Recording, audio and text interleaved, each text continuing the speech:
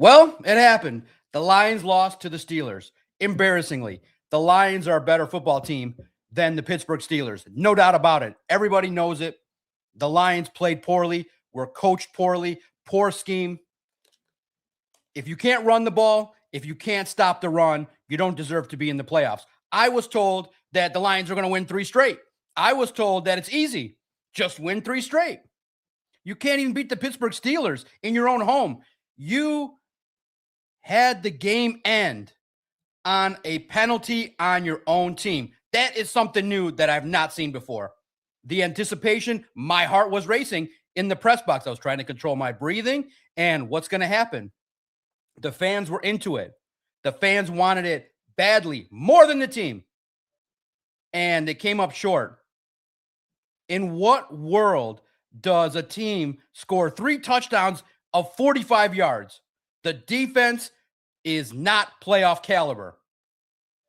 And I'm thankful that now I think the whole Lions fan base can be united. After the Eagles game, it was clear, not a Super Bowl team. And then I listened to the radio, and one of my favorite hosts is sitting there going, why are the fans jumping off the bandwagon? Are you kidding me? Welcome to the club. That's why they doubt.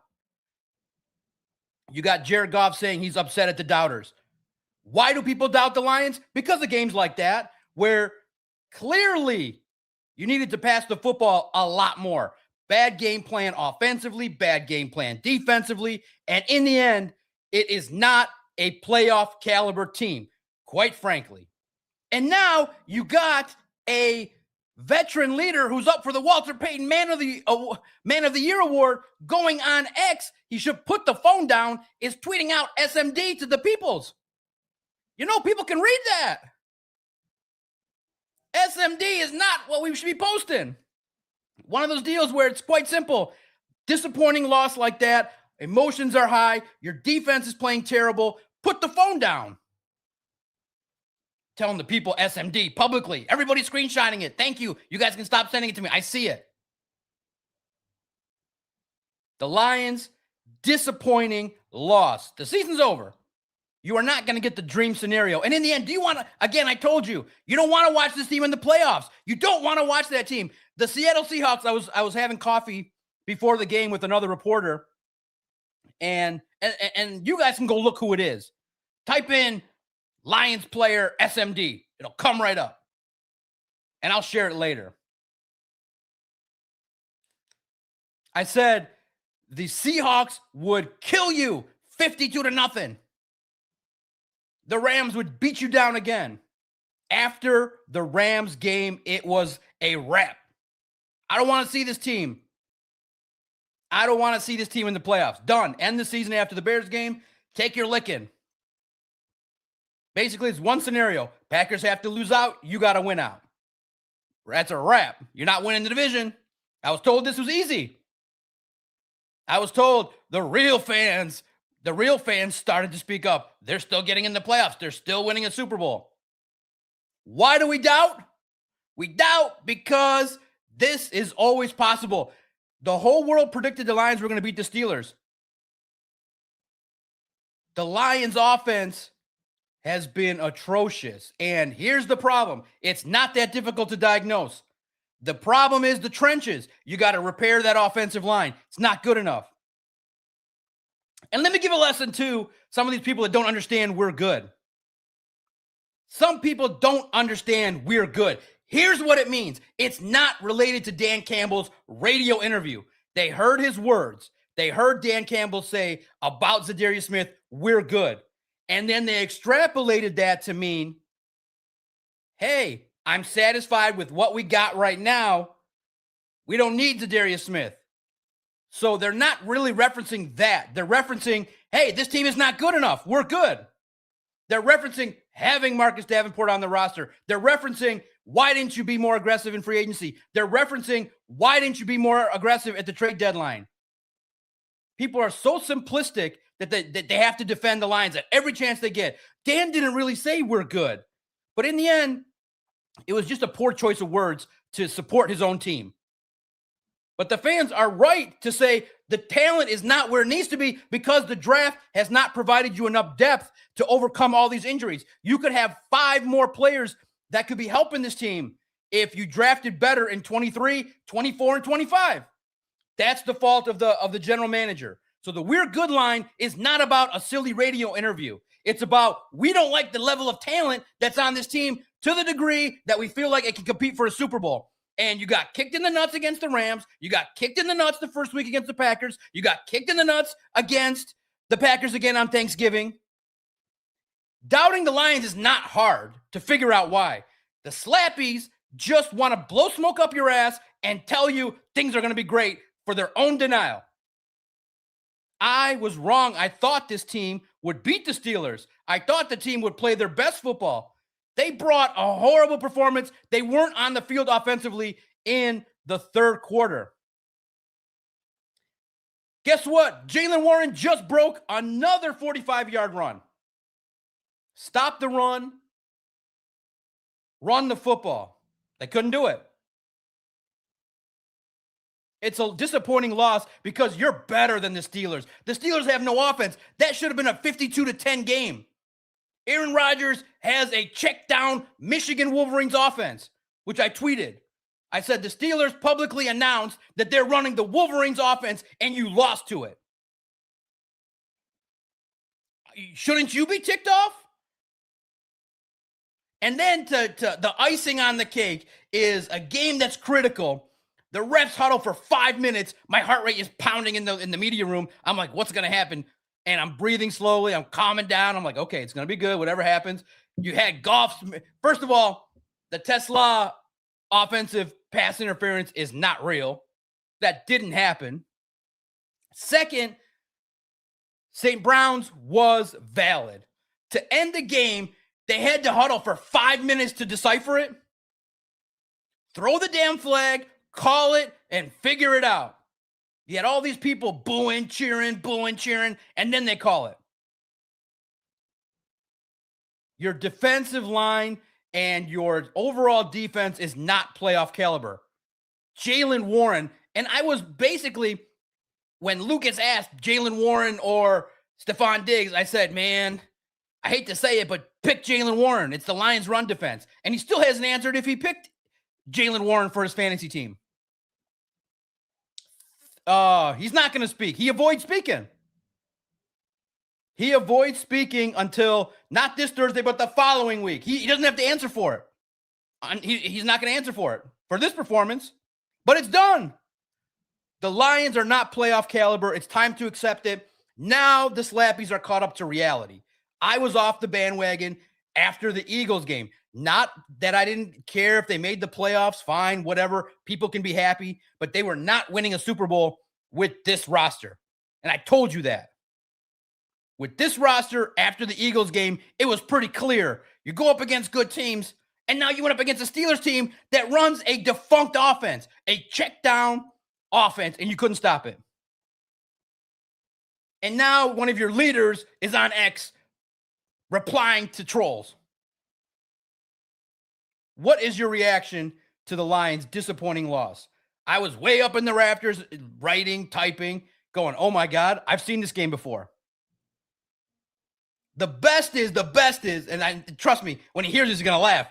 There's new radio hosts in town who I got a lot of respect for, that I see their talent.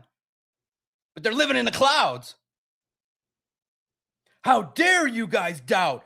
Shout out to the real ones who believed until the very end.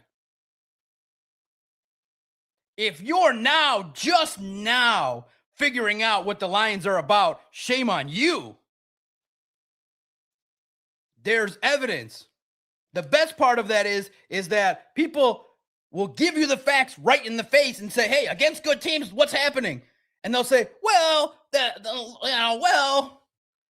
fan base disrespected the Steelers and they lost to I cannot believe what I'm mad is the Lions lost to that team. Are you kidding me? They have one receiver and one running back and one tight end. And you got Gibbs, St. Brown, J-Mo.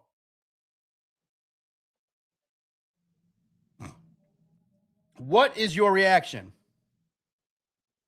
to that loss? It's stunning to me that they lost. Listen, it's like 10% they're going to make the playoffs. I don't want them in the playoffs. This team needs to be revamped. You got to build through the trenches. You got to get back to the draft. And guess what? What happened to the draft being the best way to go? I'm just going to say this. I am very hopeful about next year. They are going to learn. They're going to have a worse schedule because they're going to finish third or fourth. I am happy about 26. I feel the light's going to come through. Gibbs will be better. Everybody will be better. Your schedule will be easier. They will learn from this disaster. But I'm owed this year. Just this year, the Slappies told me, it's all good. It's all good. I was concerned after the Packers game, week 1, saying, wait a minute.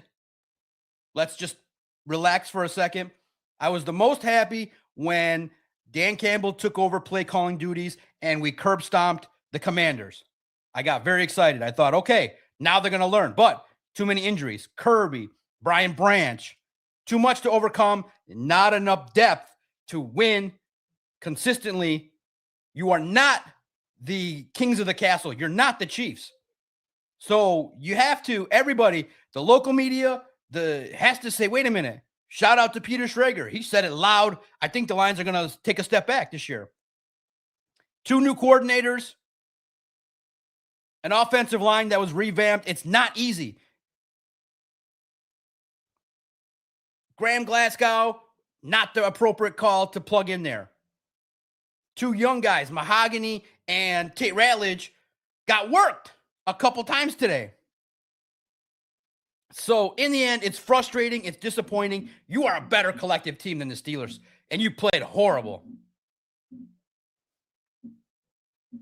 Shout out to the early 400 people in here. Let's go. What's your reaction? And again, push back. When you have debates that are strong, you guys know the Lions' history is you have not arrived yet. Stop acting like that. It's a football team that was decimated with injuries, that at the same token had a defense that the confidence level fell apart in regard to stopping the run. Gave up way too many explosive plays, and you couldn't run the ball. And I think the stat that someone posted online, I think it's accurate. Aaron Rodgers rushed for more than Jahmyr Gibbs. That single-handed X post is enough to piss me off. That can't happen. That cannot happen realistically. Aaron Rodgers outrushed Jahmyr Gibbs. Someone triple check that for me because I rushed out of there so fast after talking to the locker room. Are you kidding me? 40 phenom, I agree with you. You're the first one to get in first. Every team is hurt, not an excuse. Let's go. I'm going to give the early shout-outs. Get in here. I will read a lot of your comments. Nick P, SW Lion, 313 Thug Living, Brent DeWitt, Chief IT Hips, the great Phil C, Sober Heathen, X the Trim Reaper, 40 Phenom. What's your reaction to this disaster? Please, if you're in here across any platform, smash the like button on X, smash the retweet button, and let's have a conversation. I got nowhere to go. Could be 2 hours, could be an hour and a half. Who the hell knows? There is no time limit. I'm fired up. I'll probably be fired up for the whole 2 hours. Tell me anybody that's going to yell as loud as I am for the next 2 hours. I'm here to talk to you guys. I'm excited to get your reaction. But that's disappointing that this season is going to come to a merciful end. It's 10%. It's over. Take it down. Go down quietly and rebuild this. And remember, for those that don't know, I am through the prism of Super Bowl lane. That's it. And if they got to the playoffs, you all would have celebrated. I'd be like, okay, good. I need Super Bowls. Wow. Thank you, Teddy. $50 super chat to start this bad boy. Let's go. $50. Teddy Fresh 8644. God, I love you guys. You make it worthwhile. Might give you an extra hour. The first super chat's $50. They didn't improve in the offseason, and everyone got better. They didn't fix the O-line. They refused to get another pass rush. Anceloni can't tackle and it's too slow. And where is the general manager, Brad, at? He was real snippy at the press conference before the season. I thought it was a fair media session, but he definitely was pumping his chest after getting, after the Lions choked after the NFC. He should have spoke, but that's the one mistake he made. He should have spoke. He should have taken up my invitation to come on the podcast to speak to you fine people and just say the trades that we felt that were on the table were too much for us. You're absolutely right. The "we're good" line is not related to a radio interview. Of course, Dan said it on the radio about Zadarius Smith. The "we're good" line that you people should keep using means that going into the season, they were not as aggressive. I'm owed a Super Bowl this year. They were not aggressive enough. And I bet you if they drank the bourbon, they'd say, we expected a step back. Realistically, 2 new coordinators, an offensive line that lost Frank Ragnow, and myself included, we're acting like we're the kings of the castle. I'm mad because the Slappies are strong. They're strong. They have some stats. They have some positivity out there. They publish just like I do every day. But I still let my doubters in there. I told the radio guy, I'm a doubter, and then I'm a supporter, and I'm a doubter, but I'm mostly a doubter. Not a doubter. I'm a skeptic. I'm a critic. Because you were supposed to curb stomp that team. You were supposed to curb stomp the Steelers. That should have been a 52-0 game. God, that's frustrating. You're better than them. They handed you the game. Their kicker choked. Teddy Fresh, my man, for you to drop that here, you're a legend. Let's go. I want to see you more in the comments. You're a legend. You'll always get a shout out from me. Mr. Teddy Fresh, $50 to start this. Let's go. Get your licks in. Give the super chat. Give the likes. Tell anybody who's going to be out here screaming like me because we care.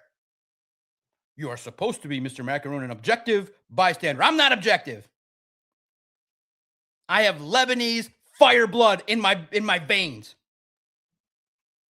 And someone should have been, who's the defensive captain? Is it the guy that takes one media request after a loss and then walks out and says, oh, I'm sorry, I'm not going to talk to you guys? That's the captain?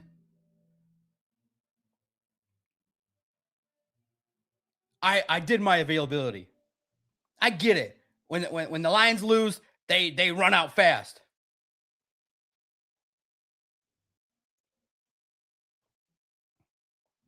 Appreciate you, Teddy Fresh. You're a legend. Keep them coming. Big red super chats. 2 rushing yards for Gibbs is straight up BS. Let me pull up the stats here so I can give it accurately. Because, my gosh, writing and typing and analyzing a game, that game was worse than melatonin. That game was boring in the first quarter. That should have been a track meet. But your offensive line won't let it happen. Jesus Christ, Jahmyr Gibbs. 7 attempts for 2 yards. And David Montgomery, 4 attempts for 14 yards. Aaron Rodgers rushed the ball.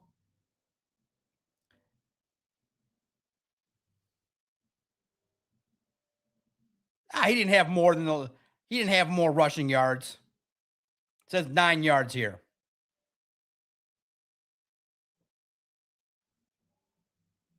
It's still comparable. He had more yards than Jahmyr Gibbs. Jesus Christ. Let's see, this person that sent it to me was accurate. Oh my God, it is accurate. The tweet was Aaron Rodgers had more rushing yards than Jahmyr Gibbs this week. That's going to fire me up for another 2 hours. It's unbelievable. You're right, TJ. That's embarrassing. Steve-O baby, love seeing you in here. I know you're enjoying this. Not enjoying the loss, clearly, but you know that you can speak freely here. And the Slappies have to be honest with themselves. John, whoever says we're good should be banned. We're not good. It's a code word. It's a code word for we don't feel like the team's good enough. That's what it means, truly, from a fan. It doesn't mean Dan Campbell's talking about Zadarius Smith. It means we don't think this roster is full of depth and full of talent enough to win a Super Bowl. We're good. Brad Holmes needed 4 guys at the trade deadline. But in the end, reality, when the season ends, the reality is, guys, the Lions knew it. They were not going to push all in on this roster with that youth and what went on. Kirby Joseph is a concern. Again, the reason's clear. If you're a draft and develop team, your draft didn't give you enough depth to withstand all these injuries. You could have had 5 more guys. You got a healthy scratch in Mekhi Wingo. That's a draft pick. A draft pick that's sitting on the bench as a healthy scratch, not ready in year 2 after an injury, year 1. Broderick Martin, Hendon Hooker, Giovanni Manu, Ennis Rakestraw. That's 5 players. If you got 3 more of them that could compete. And don't tell me not every general manager hits. It doesn't matter. We're talking about one general manager. His name is Brad Holmes. Why did the Lions lose this game? In the trenches. They were out physical again. Why did the Lions lose this game, in your opinion? Corey Patterson, 1007. It's over, Doc. For this year, they have a good core. But hopefully, the biggest thing is not the talent. The biggest thing is philosophical. Draft and develop only. You regressed. Remember now, when you hear these slappies, tell them, wait a minute. I thought draft and develop was supposed to take us to a Super Bowl. Wait a minute. I am owed something. I feel like I'm owed. You all said, some of you said, if you draft and develop and give them a bunch of cash, you win a Super Bowl. They didn't say you go from NFC Championship to first round exit to not being in the playoffs. I am owed something. Who's going to be accountable for that? And they'll just push it off to next year. No, open your eyes. People were talking about this before. You were warned. You said, hey, wait a minute. You were warned. Wait a minute. Brad's starting to take some projects here. You don't get to redshirt players. This is the NFL. You're so brazen that you're redshirting players. We're going to take this guy and sit him and let him develop for 3 years. You're in a window. The natural course of action should be 23 NFC Championship, 24 full force free agency, the draft, everything full force to make a push for 24 and 25. Full force. Instead, what happens? It's like they took the 23 Lions and they went to a Middle Eastern mechanic that's right from the Middle East and doesn't know what he's doing and is like, I got you. I'll repair everything for $20. It's like, wait a minute. $20? Doesn't it cost more? No. And boom. They tried to do it reasonably with their way. And guess what happened? The car collapsed. The wheels fell off. You regressed. And not in a way that's good. You got to be in the playoffs to win a Super Bowl. You regressed. Why did they regress? Not enough great draft picks. If that's your thing, you made a couple mistakes. Hendon Hooker's a mistake. First of all, okay, fine. You wanted Hendon Hooker. Fine. You wanted to develop a guy. Why didn't you develop him? He's not that good. Broderick Martin, Giovanni Manu. Those got to be players. You can't whiff on Kobe Turner. You whiffed on Kobe Turner. That's our Aaron Donald. Taken 20 spots after. in the 3rd round. Everybody passed on him. I don't care about everybody. When people say that, it sounds dumb when they say it. Well, the Rams passed on him 3 times too. You got Hendon Hooker, and they got Kobe Turner. You're on the outside looking in, and they're going to win a Super Bowl again. Brad Holmes is a good GM, but he now needs to go from good to elite. And that is by changing your philosophy, not drastically, but you got to include free agency. You can't go from Carlton Davis to DJ Reed. That's just not going to fly. Point blank, period.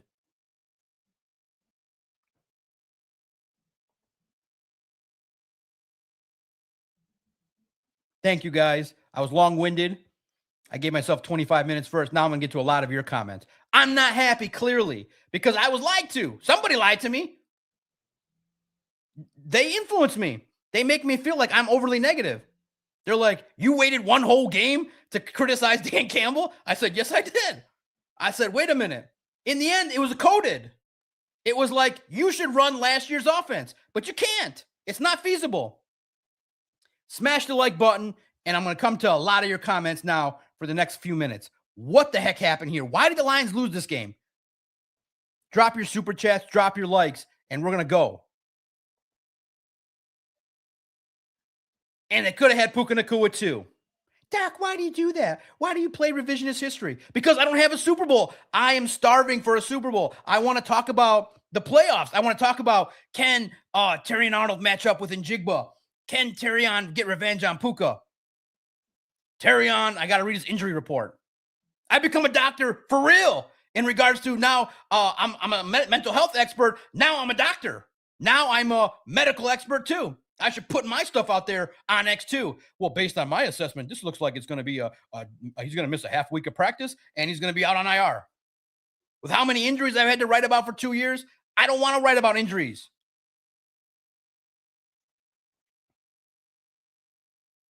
Right when you get a good team, you can't keep them healthy. The best players, Terrion Arnold, Ennis Rakestraw, Brian Branch, Kirby Joseph.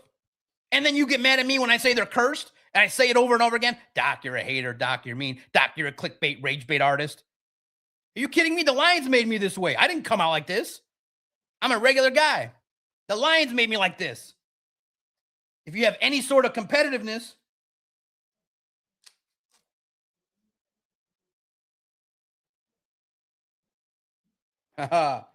y'all blowing on my phone going, all right, let it go. That's right.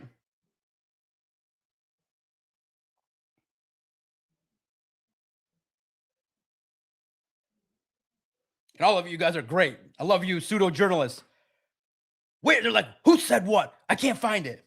Who said what? Who? SMD is not what you're supposed to be typing into your phone after a loss. Put the phone down.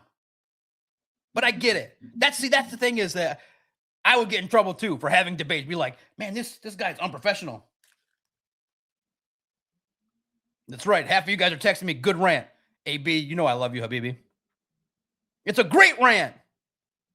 I'm owed something. Y'all told me that this was an upward trajectory and everything's great. And I said, listen, can we have a little room for discussion about, I'm a little concerned that Brad and his draft might not be as good. You're a hater. You're a liar. You're an idiot. Who gave you this platform? You're just an idiot. And I said, you guys are not even willing to entertain a discussion about it. Well, now I'm going to be louder. I didn't care before, and now I care less as I get older. I'm old, I'm crotchety, and I'm right. And when people try to stick it to you and lie, and just for the purpose of I'm a fan and I want to prove that I'm the biggest, baddest fan by saying everything nice and never believing in doubt. Come on, man. Come on. It's 59. The doubters have 59 years going on 60 of going, where's my ring? I'm in the desert, man. I got some water finally. I got this much water left. And Brad sucked it all up in one foul swoop.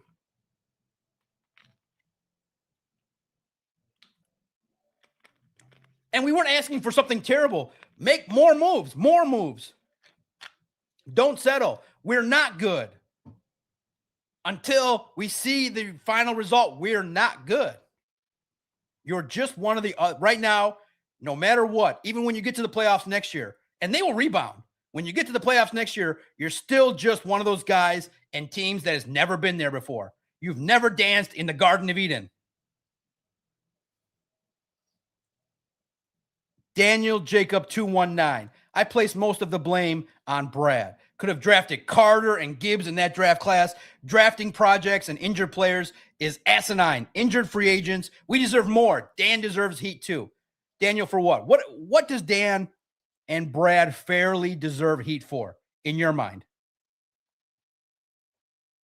Here's where Dan deserves heat.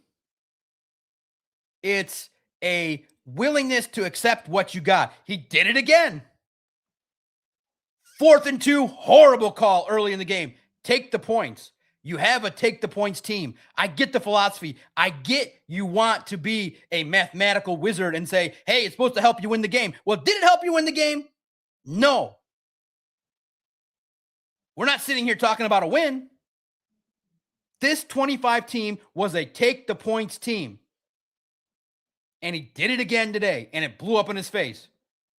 But guess what? If you just looked at this team, and I bet you to this day, if you were, before the play happened, before you knew the call, if we just said, all right, guys, line up this 4th and 2 play, is it going to work or is it not going to work early in the game? All the doubters would say, hell no, it's not going to work. And there would be a million slappies saying, yes, go do it. There are people after the fact saying, I'm glad Dan defended it. You don't have an offensive line that can consistently execute on 4th down. It's clear. I think everybody tried to tell Dan in so many different ways, you're not a 4th down team this year. I said to Dan in my question to him, Dan, you were 0 for 2, 0 for 3, 0 for 4 on 4th down. You're still going to do it. Yes, I am. Situation based.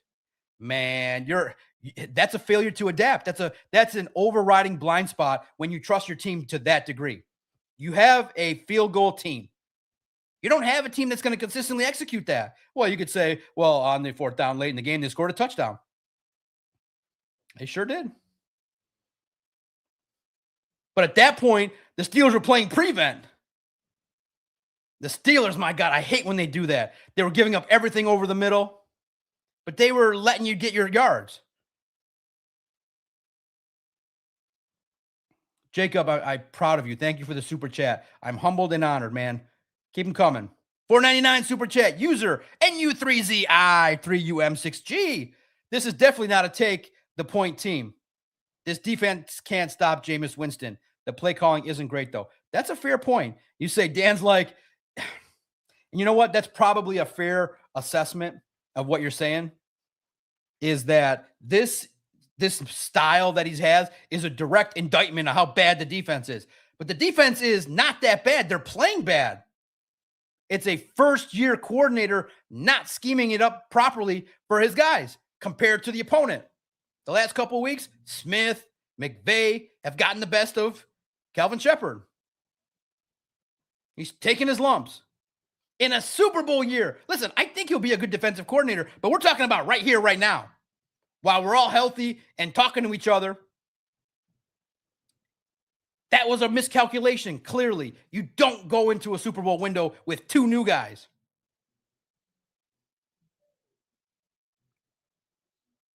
I respect your opinion, user. Here, let me get some of these texts out of the way here. Thank you guys for texting me. You're enjoying it. I appreciate it. Trust me, I still got more fire, baby.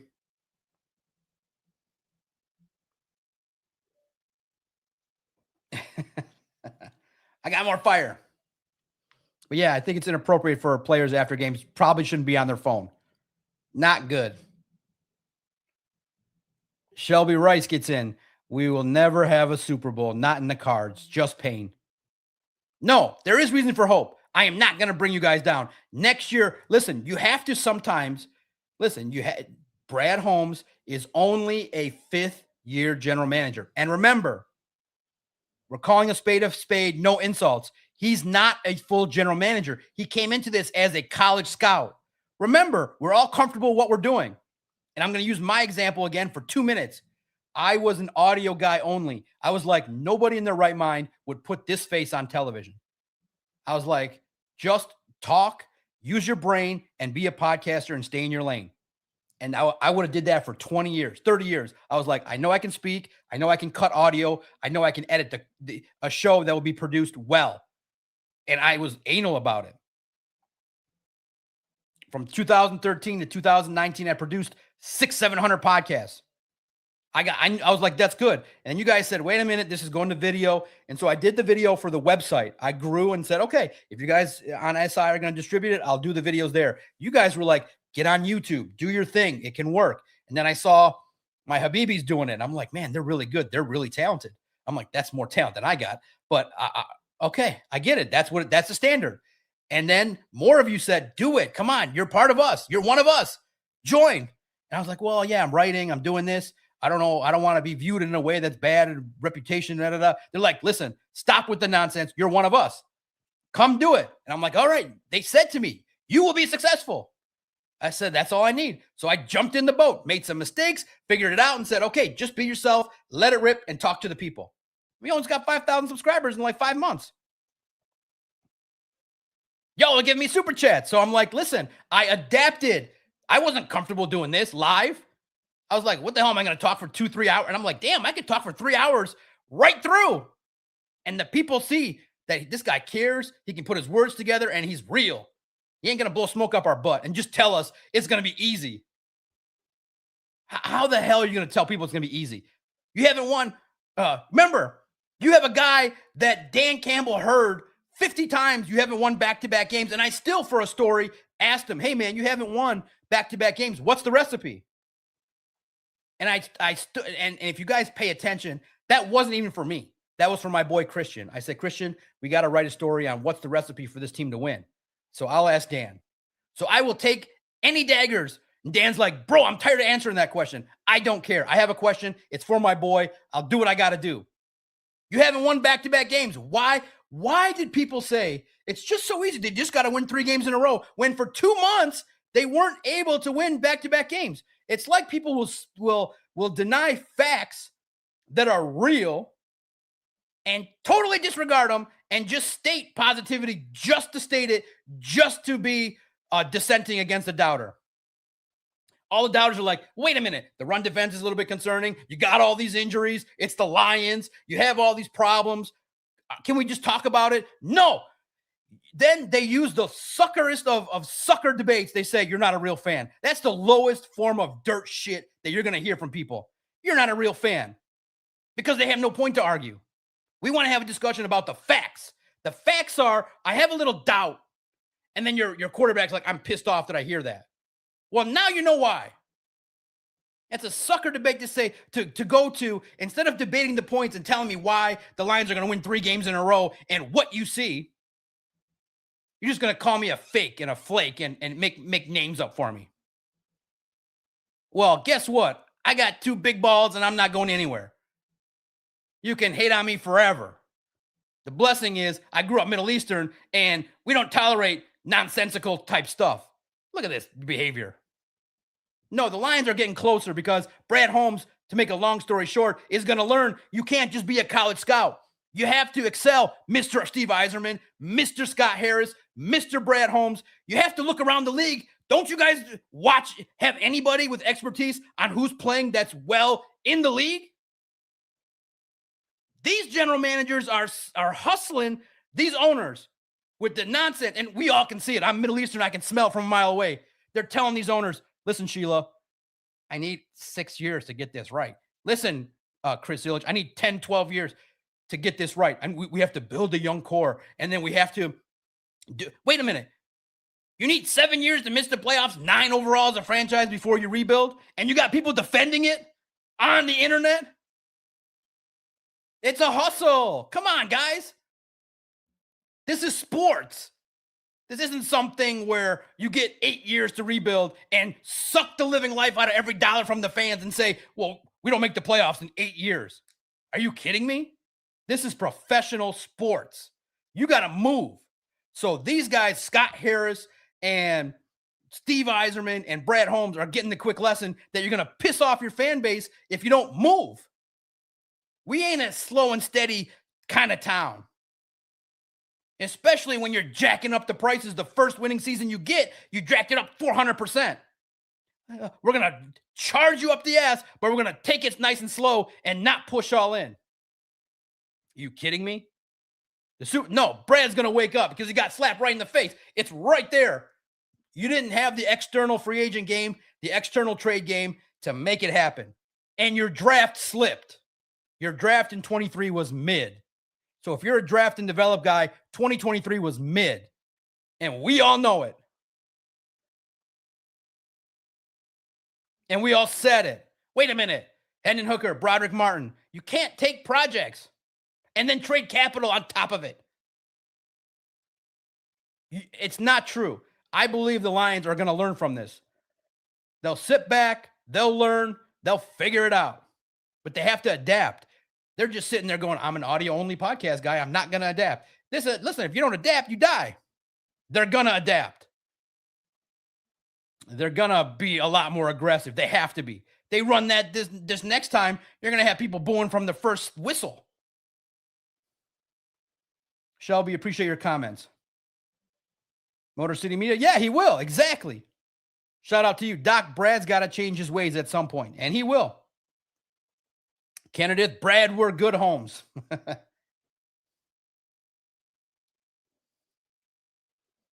Oh, T, no, come on. Malik Willis is better than Goff. Quick 2 minutes on Goff. It's double leg gap blitz. You get him. The best is I couldn't believe it. They ran a play with Jared Goff out of the pocket. I felt like that was just a diss that was just a personal diss to the haters. You don't think we can move the pocket with Jared Goff? Let's roll him out. I don't want to ever see that again. I just need Jared Goff 3-step drop, 5-step drop, 7-step drop. I don't need to see that. That hurt my eyes. That hurt my eyes. Trey. I don't think Malik Willis is better than Goff, but you need it perfect for Jared Goff, and everybody knows it. Trey Day, love seeing Detroit back to mediocrity. Who's your team, Trey? It hurts us. We were close. We were on the doorstep of the gate, and maybe we, as a fan base, puffed our chest out too much. But hey, it was a good year. 2023, we'll always have it. You're a Bears guy. Listen, enjoy it. Because you know what's going to happen. Lions will lose to the Vikings, get eliminated, and just show up and ball out against the Bears. Shut them out. Enjoy it. You have a special team. You know why? Because you stole the fruit of success from the Lions. The Bears needed to copy the Lions, which is smart. The Bears were defunct, terrible organization. They said, shoot, we got to look to Detroit. You know how desperate you guys were. You had to look to Detroit to get yourself off the mat. Good on you. You stole our secrets. Enjoy it. It's hard. You're enjoying but the Bears are getting better, guys.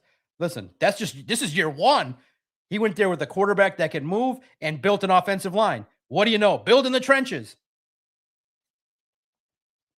Motor City Media is looking next. I'm all in for Mike McDaniels. We'll have time for that. Maybe Mike McDaniels, somebody else, maybe a Zach Thomas if he gets blown out of Cincinnati.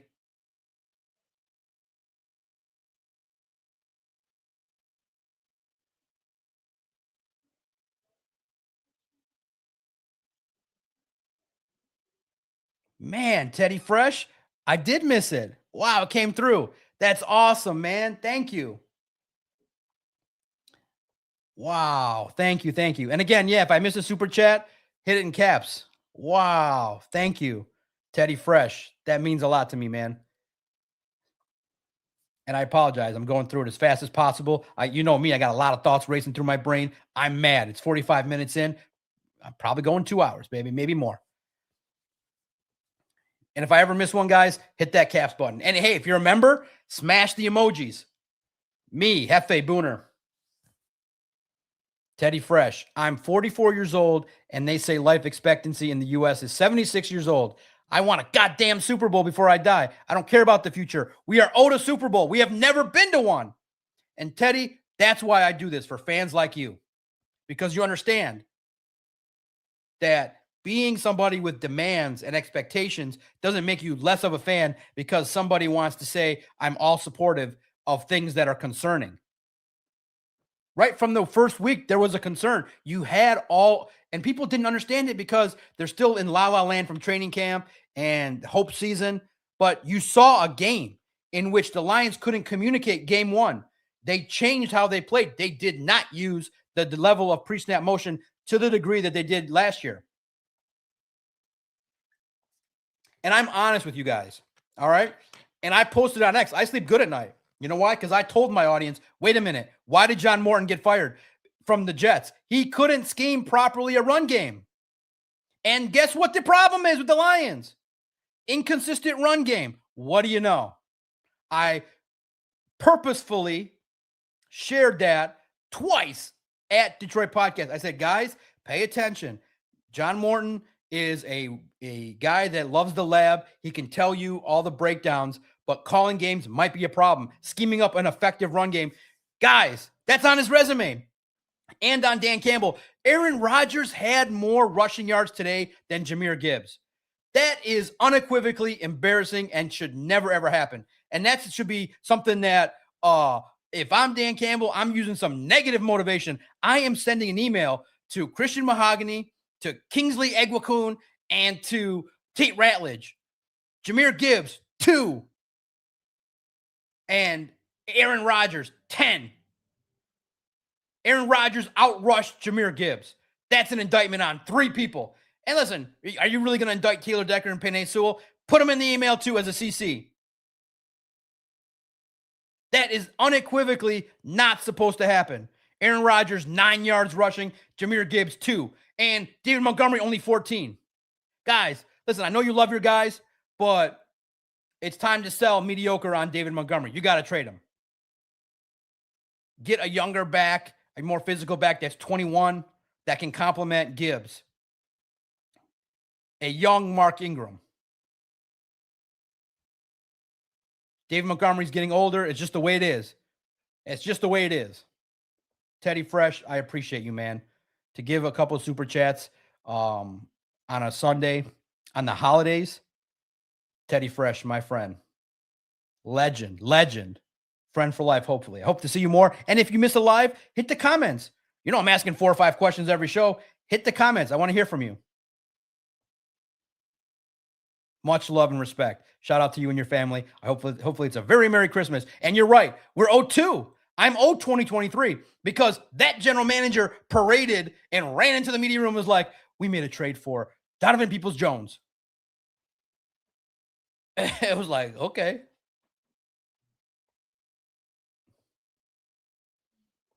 Drop your super chats. Get them read.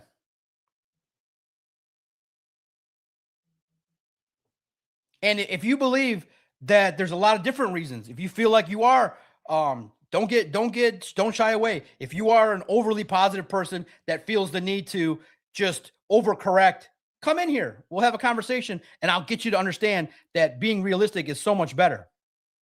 The reason why we're angry is not because I had some big expectations that they were going to win a Super Bowl. I'm mad because you played down to the level of an opponent you were better than. Remember, I told you guys after the Eagles game, guys, I think the Super Bowl talk this year might be dead. But Doc, they're still the highest scoring offense, and the DVOA says that we're this, and then I'm like, take the number and shove them up your ass. Watch the game. The average fan can tell you what's wrong. Take your numbers and shove them up your ass. Because they lied to you. Because guess what? And again, I'll say it respectfully, but take the numbers and shove them up your ass. On paper, the Lions are supposed to win this game. Made me predict that the Lions are going to win.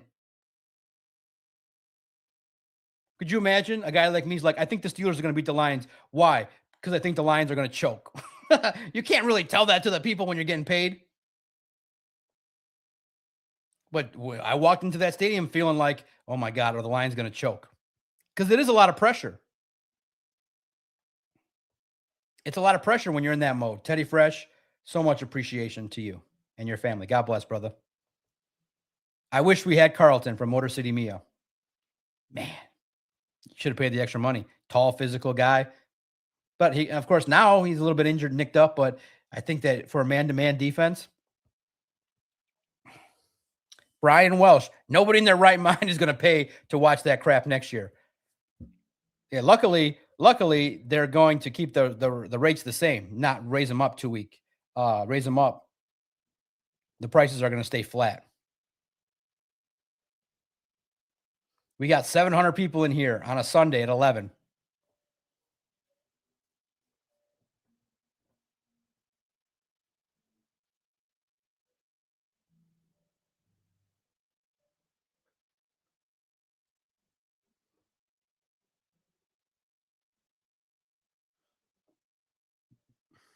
Oh, and then just on a sidebar, of all the insulting things that an individual has to be subjected to, DK Metcalf punched a fan, put his hands inappropriately, pushed him away. Now, maybe something was said or whatever, but what the heck's going on? He should have been ejected, but nope, there's no flag thrown, so he stays in the game. First of all the insulting things, you get punked, your fan gets punked, and you get an offensive pass interference call on a young player where he gets pushed into someone. Now he's got to feel all bad about himself, and, but everybody supported Isaac Tesla. That wasn't a penalty. The Amon-Ra one, okay, it is. Did you have to call it? It's Detroit, baby, where the weak are pushed and knocked down. Isn't there kind of a notion that, all you hockey fans that want to wait 15 years for a rebuild, there was the idea that you call the game in 60 minutes, and then when overtime hits in the playoffs, you swallow the whistle. Why one time? Why one time couldn't they just say, well, incidental contact? Let the Lions win. Aren't the Lions ratings killers? Ratings dynamite? Who's to say that you can't just have the Lions sneak into the playoffs on a butchered call against the Steelers? Let the Steelers fans get pissed. They're 8-6 and they're boring. Like, does anybody in the league have any balls to just be like, listen, blow it into his ear, swallow your whistle, let the Lions win this game? You're going to put the Steelers in the playoffs and let the Lions sit at home? What the? This is in Detroit. Blow a call once in our favor. Is it too much to ask? Oh, my favorite. Okay, remember, my favorite now. You can always write this one down because I need to see it when you guys defend. Go into that guy. You know who I'm talking about. Two people. Go into their comments right now and go, I thought the Lions were the 2007 Giants. One of you guys go into a couple of these Slappy's comments and just write and tag me in it. Just say, I thought the Lions were the 2007 Giants. I was like, I thought it was entertaining to listen to that. The Lions are going to go on that 2007 Giants run, and they're going to win it all. Yeah, okay. Get out of here with that.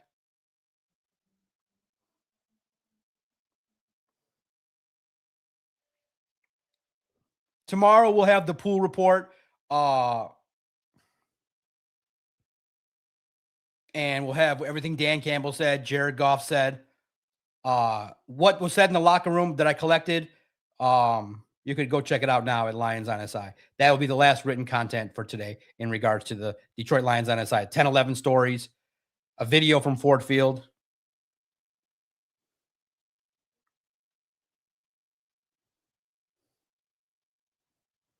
I collected a lot of audio.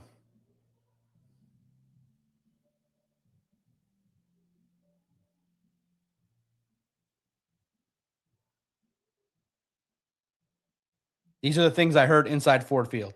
It's now out. And then, like I said, to top it off, what's wild is Aiden Hutchinson's asked about the run defense struggles, and he's like, I don't know. I don't know what's wrong.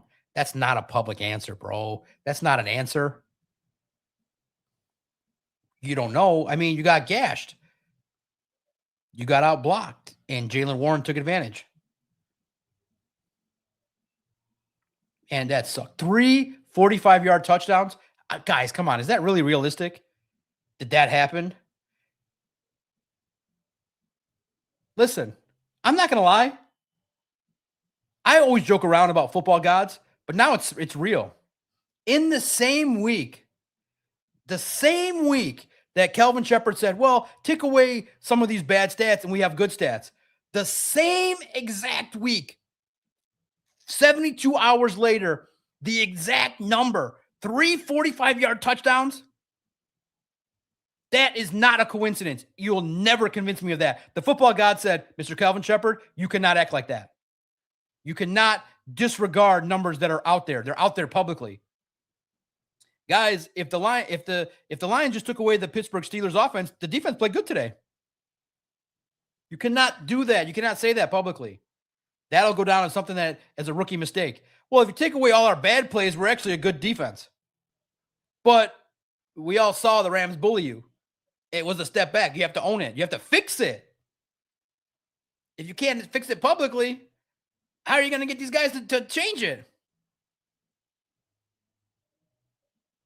If you take away Jalen Warren, the Lions defense was aight. You can't say those things. Why did the Lions lose this game? That third quarter was gross. I'm going to get to my notes here, a little segment on the notes. But yeah, tell the Slappies, I thought we were the 2007 Giants. Listen, the Slappies, I get it. I told you it's the reason why. Psychologically, they're not prepared to handle the truth. And I'll be honest, of course, me questioning Dan week 1 is an overreaction, but there's a little justification for it. When you play bad and you're the Detroit Lions, you don't have hope credibility. What are you talking about? You're the Detroit Lions. You don't get Mr. Jared Goff. You don't get the benefit of the doubt. I'm pissed off to hear that the fans are doubting us. The answer to that question is always going to be, you know what? Fans should always doubt us until we give them a ring, and I can't wait to deliver it. Simple answer. I'm pissed off to hear that. What are you kidding me? Well, where's the win? Where's the 50 points?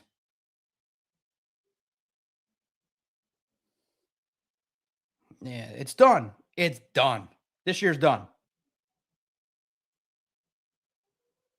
Smash the like button for me. We got 750 people. I want to see more likes. Smash the like button. Now I'm coming to you guys. Why did this game go down like this? What's your reaction to this season that obviously went down in flames? The defense wasn't good enough. All the concerns that were brought up outside of, and local media brought it up too, but we felt like the offense could carry the team. They can't do it. You got to have all three phases. And Dan Campbell's probably right. You can't just have one side just carry another unit. You can't have it. Offensive line was not good enough. It took a step back. That's a huge loss, Frank Ragnow. And 2 new coordinators. First time. That's not a recipe for a Super Bowl.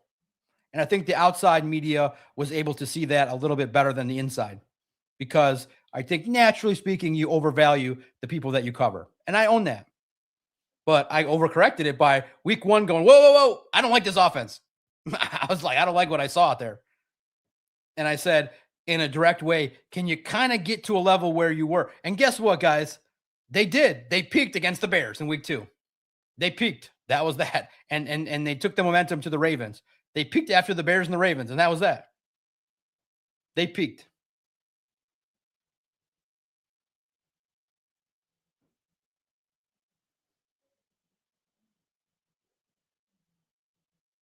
Man. And I got proof that I was there at Ford Field because I was doing a video. And this time around, I don't know. I'll get your guys' opinion.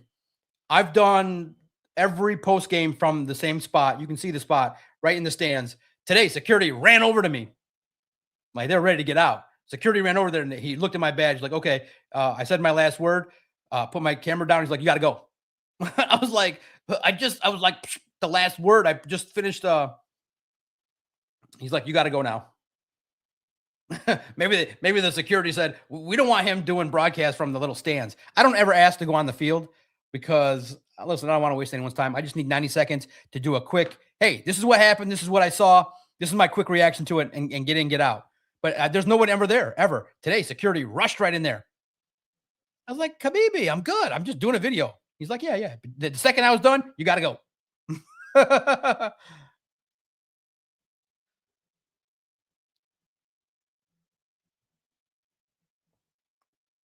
Oh, my goodness. Why did the Lions lose this game? What's your reaction to the downfall of the 2025 season?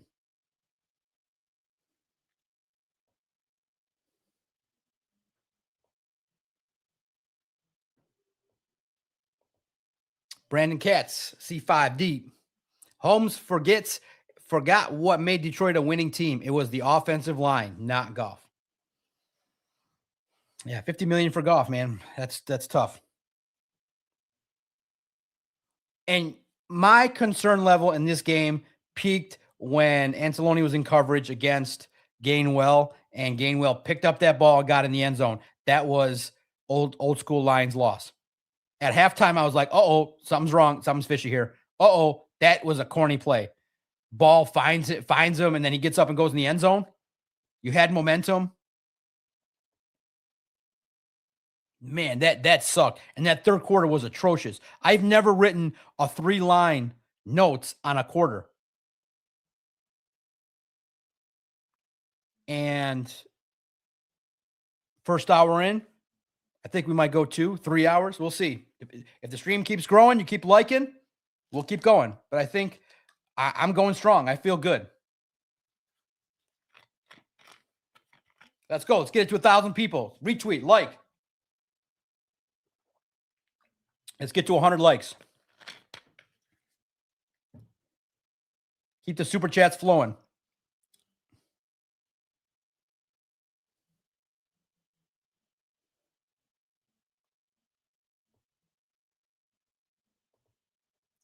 Daniel Jacob 219. Heat on Dan. The Lions look soft, no grit, weak. Man. Jump the front of the line with super chats. Can be low as $2. Thank you guys for supporting the stream. I'm humbled. Thank you guys for texting my phone. Thank you for the rant. Thank you for the passion. That means a lot to me. Simple free way, hit the like button. The Lions lost this game in that third quarter where you force a fumble, but it exposed your biggest weakness.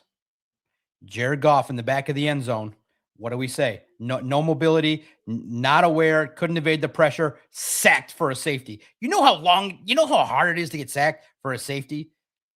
You know how really, truly difficult that is? They go up 12-10 and then capitalize and go up 15-10. And then early in the fourth quarter, you go Goff incompletion to JMO, another incompletion, you punt it again.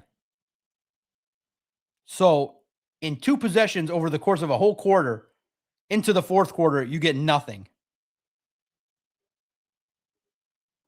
How is it possible then you go back to back? It's money time. And that's what I always think it bothers me the most, is that you would think that in crunch time, that's when you rise to the occasion. Instead, the Lions fell off. And part of it has to be that schedule.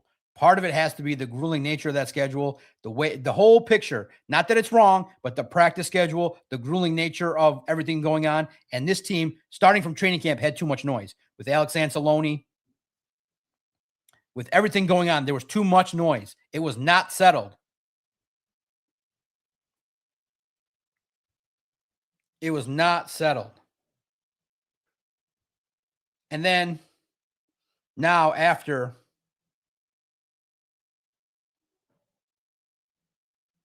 now the fans are really upset with DJ Reader.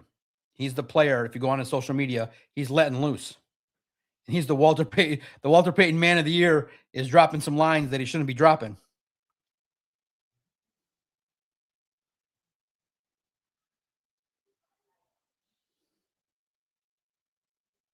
right, man. Leave me alone. Typed at exactly 8:35. I'm not going to include the middle lines, but hey, man. Go look, 8:35 from DJ Reader. It's not the thing.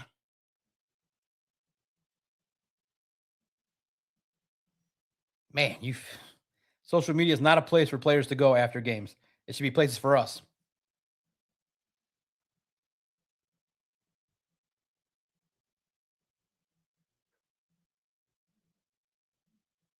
Man.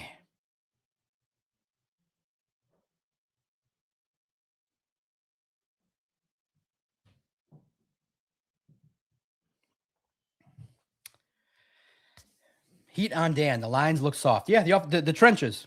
Defensive line not good enough. And I'll go through these here for like a couple minutes because I did take them. I take them for you guys. Detailed notes on every drive as to what's happening and my thoughts. Let's get a quick recap of the game, and then we'll get back to you guys. What's your overall thoughts on why the Lions lost this game, and what's next? Who's to blame? Man, it's tough. And the Lions' playoff chances, guys, are dead almost. It's like 10%.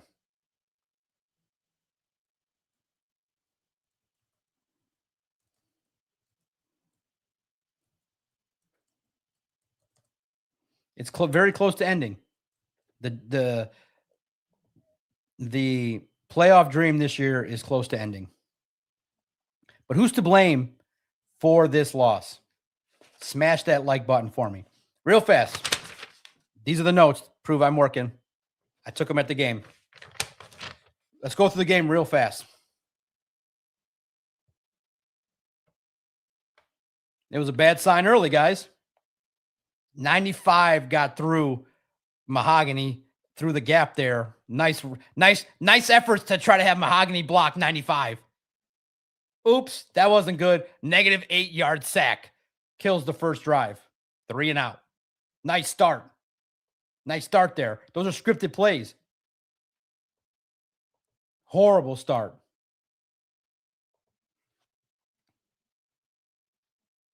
They get a field goal. Second possession, you could have tied it, but you went to Amon-Ra St. Brown, and it got broken up by Porter. Should Dan Campbell have kicked the field goal? Right there, set the tone, tie the game. Nope, end of the first quarter, a uninspiring 3-0 Steelers lead. Then finally, the Lions get into it, and they tie it up at 3-3. You get J-Mo involved. The next run from Montgomery is -2. A lot of the reasons why the Lions lost, those first down run calls were horrible. Horrible. Just blown up by the Steelers against a team that wasn't that great against the run. They sure figured they got healthy against you. -2 run. The offense in the run game stalled. You kick a field goal. It's a 44-yard drive over 8 plays, 3-3. Steelers punt. You punt. Sacked again by Hayward for -5.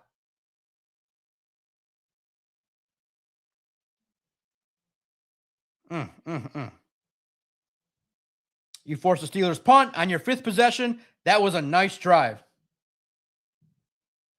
The Lions, for some reason, early in the game, didn't feel the need to block the backside of the edge.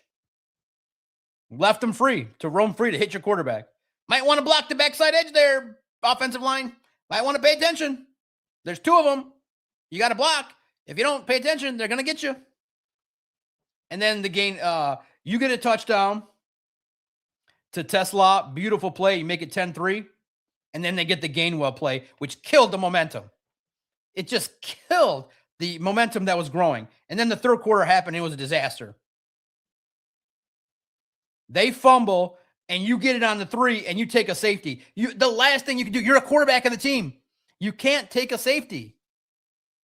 And you can't, and Dan put Jared in a horrible spot. You can't take a safety. That's the last thing you can do.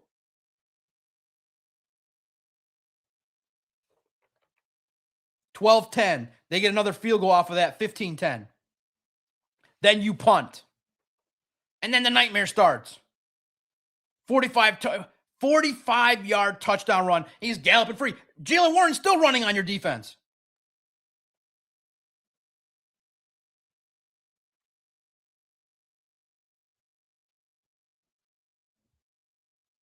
They get it to 22-10. We get it to 22-17. Warren again. Then you get it to Gibbs. It gets to be a 29-24 game. They have the game on the platter, and their kicker choked. These kickers, man, are killer. That kicker choked. It should have been an 8-point game at that point. But nope, you're only down by 5, 29-24. Now you drive all the way down the field. You're playing great. Steelers are playing off. You're getting it to J-Mo. You're getting it to Amon-Ra. You're getting it in space. And let's just credit Ferkser early in the first half. He got some love. Hey, we got a tight end for a series. Forgot to use him the rest of the game.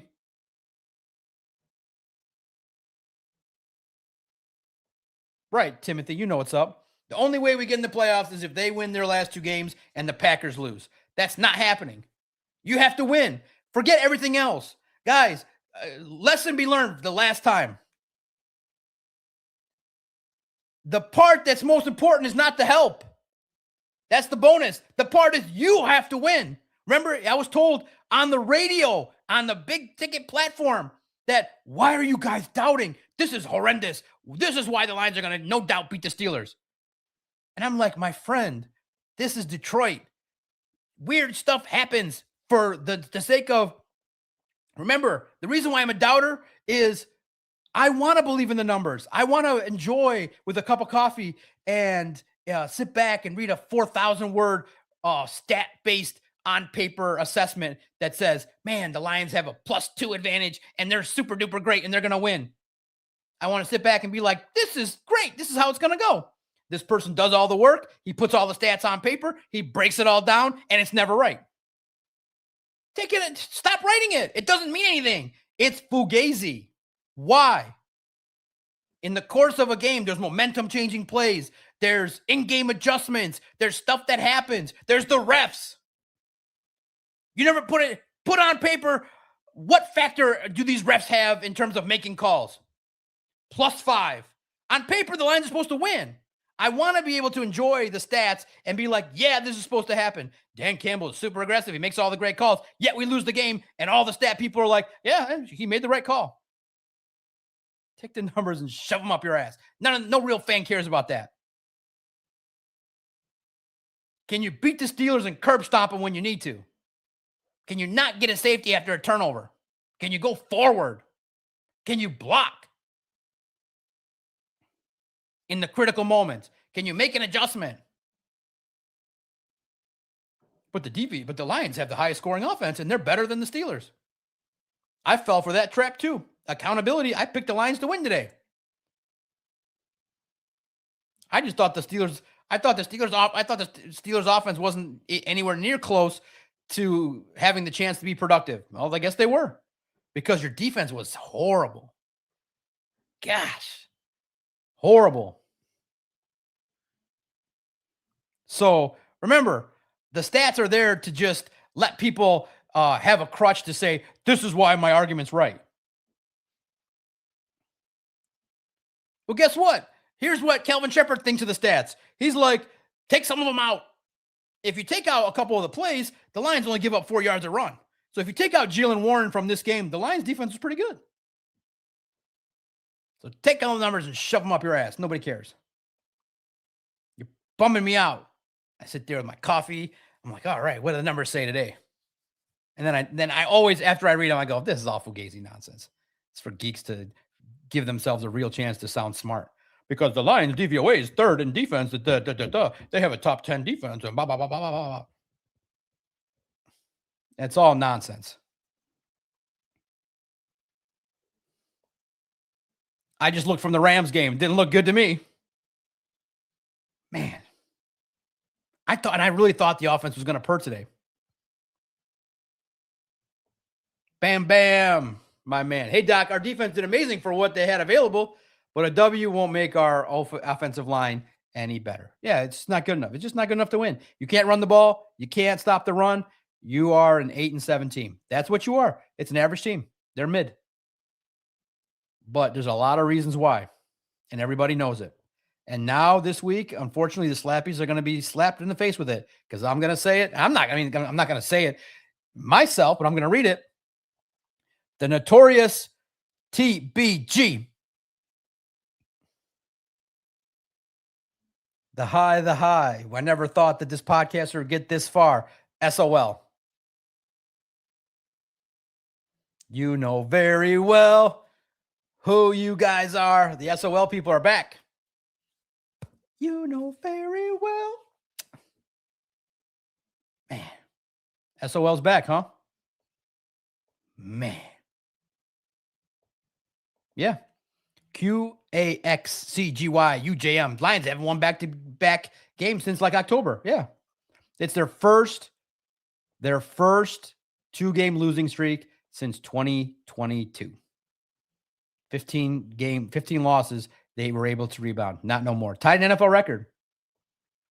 Chin blames Brad Holmes.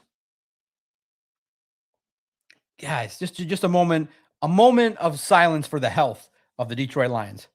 2 years of injuries, 2 full years. You would think the football gods would correct it and say, 1 year you're injured, the next year you're not. Nope.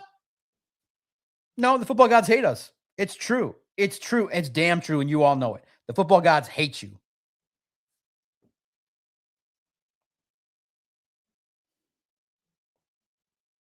And Dan had to alarm everybody in 2023. He stood up there and told everybody, guys, this might have been our only shot. He felt it. He knew something. Young and innocent team, didn't know no better, no pressures, no having to deal with guys all making $30, $40 million a year.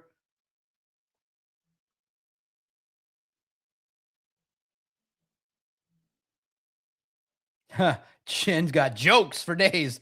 Chin, Sharon Moore, Lions OC.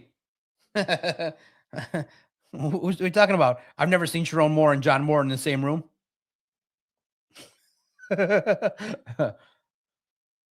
It's the same offense. They can't get guys. Listen, in the end, the big picture thing, the league figured you out. Double A gap blitzes up the middle. They can confuse you, stop the run. They bully you. And the Steelers, and listen, I blame the Eagles. The Eagles opened the blueprint. Ta-da! So did the Packers. Ta-da! And everybody copied it. Man, it's just disappointing. Phil C says the Lions were outcoached. That stretch in the third quarter, I'm never going to forget it. You force the fumble, everybody's happy, you get a safety. That's your reward for punching the ball out and getting it. Thomas Harper makes a legendary play. Jack Campbell gets the ball, and you get a safety. Football gods hate you. The football gods love to stick it to you in every way possible. They love to stick it to you when all the fans start, just when the fans reach their crescendo. This week, they reached their crescendo. They reached their crescendo, and they were like, this is the 2017 Giants, and you're not a real fan, Doc. Why? Because I don't like getting my head beat over my head, walking into a wall every year?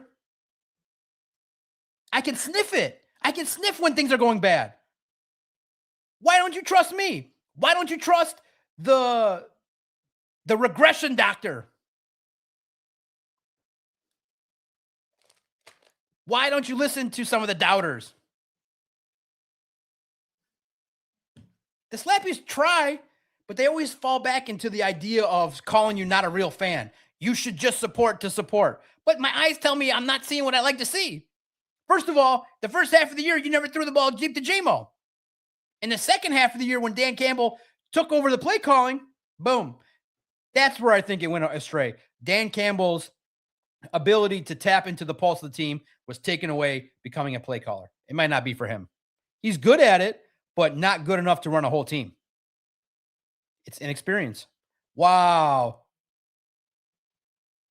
Khalid Mohammed, P91, just a $50 chat. Wow, $50, man. Thank you. Thank you. Thank you, guys. You're enjoying the show. You're listening, and you drop $50. Wow, man. You guys make it worthwhile. I'm energized. Hour and a half strong. I got more in me. And first of all, at this moment in time, I want to credit Christian Boer, Vito Churko, Emmett Matavosky. Emmett is truly a nice gentleman. I have to credit him. He saw me at the game. He saw my seat number. He came down and walked me in. We chatted. We had lunch. We enjoyed each other's company. I like the guy. The guy has class. I got a lot of respect for Emmett. I got a lot of respect for Christian. They let me do my thing, and they hold it down while I bust my butt writing in the morning. I write the game story, and then I get the broadcast, and they cover the ship. And they put out damn good work. And we're going to start. I'm going to broadcast till 12, 1 a.m. And I'm waking my ass up at 5 o'clock. And we're going to have our first story up at 6, 7, 8, 9, 10 a.m. We'll give you guys content. Ain't nobody going to outwork me. I could go 4 hours. We'll see. We're hour and 20 in. We're talking. We're emoting. And you guys are blessing me with $50. Thank you. You got something to say? Drop it in here. Drop another one. And my man, Steve, he's like, what about me? Drop a super chat. You can give a super chat for $1. Steve, I'm kidding. But it's true. The more super chats you give, the louder the louder the expressions here. That's awesome. You guys have been giving super chats. Hit the like button. I want to get over 100 likes. We got 800 people in here across 2 platforms. Let's go.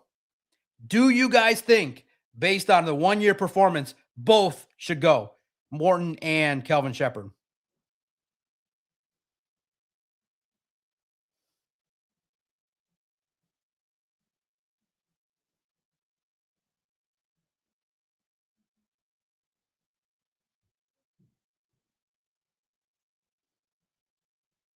Do they both deserve to come back? I don't know about Morton. I feel like he should get like a senior position. He should be somewhat involved in the mix, but I don't think he should be the offensive coordinator. That's not his role. He should be a senior offensive mind and an offensive assistant guiding what he thinks some schemes are.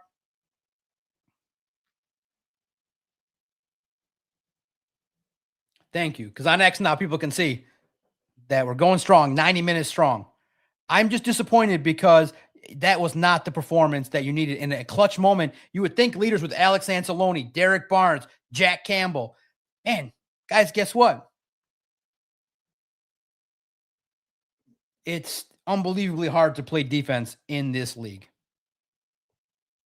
Full slate jumps right on it. Admit it. Shep needs to go. Full slate farms. Wow. Let's do a roll call. Where are you guys listening in from? What are you liking? What is a topic you just have to hear about? Get your questions in. A. Green, Wraith Dark Flame, Steve Chimenti, the legend, Mr. Steve Chimenti, the East Side legend, friend of the podcast, true friend, listener. If I say, if I call you a true listener, I know what Steve Chimenti is about. Steve is a listener, and that's the highest respect I can give. He is a true listener. He listens, he advises, he complains, he assesses. He's my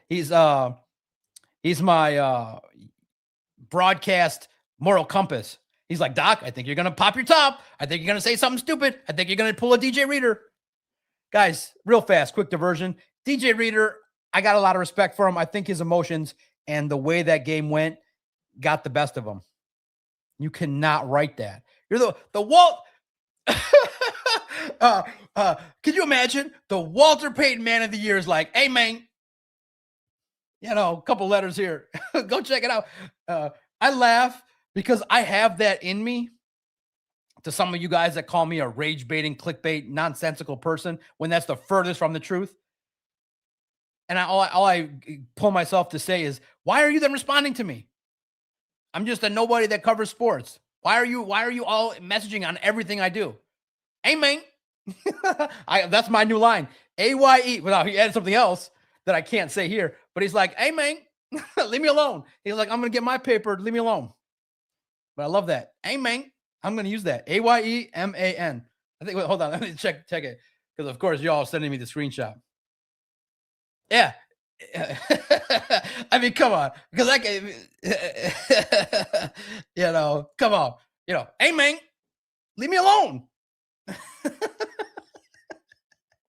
Now he added a couple letters that are not suitable for air, but hey man.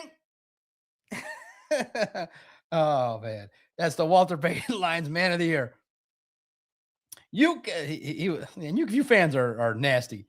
You fans are nasty messaging him. And you guys are like so open. You're like, listen, with all due respect, Mr. Reader, we like you. Congrats on the Walter Payton Man of the Year, but your pass defense is ass. Like I would actually, if you're one of those guys, you should just go online like this and read it. You could have so much fun with that. Be like, dog, I just battled my ass against the Steelers. Those guys were bullying me. And y'all want to come out here and rip me the first minute you get a chance? Yeah, that's the NFL. That's what you get paid for. Is you got to take it. You don't answer it. Yeah, that's what you guys were telling them. You guys are letting them know what you thought. You're giving them your live film review. And he's like, hey, man, I don't want to hear that. I just love that, dude. I'm sorry. If it gets annoying, Tavi, I just love that. I'm going to use it. You're going to see it on my ex. Hey, man, don't call me a rage-baiting lunatic. I'm a regular guy with a loud voice that had it, for the first half of my life, it was silenced. But the second half, I let it rip. And so far, so good.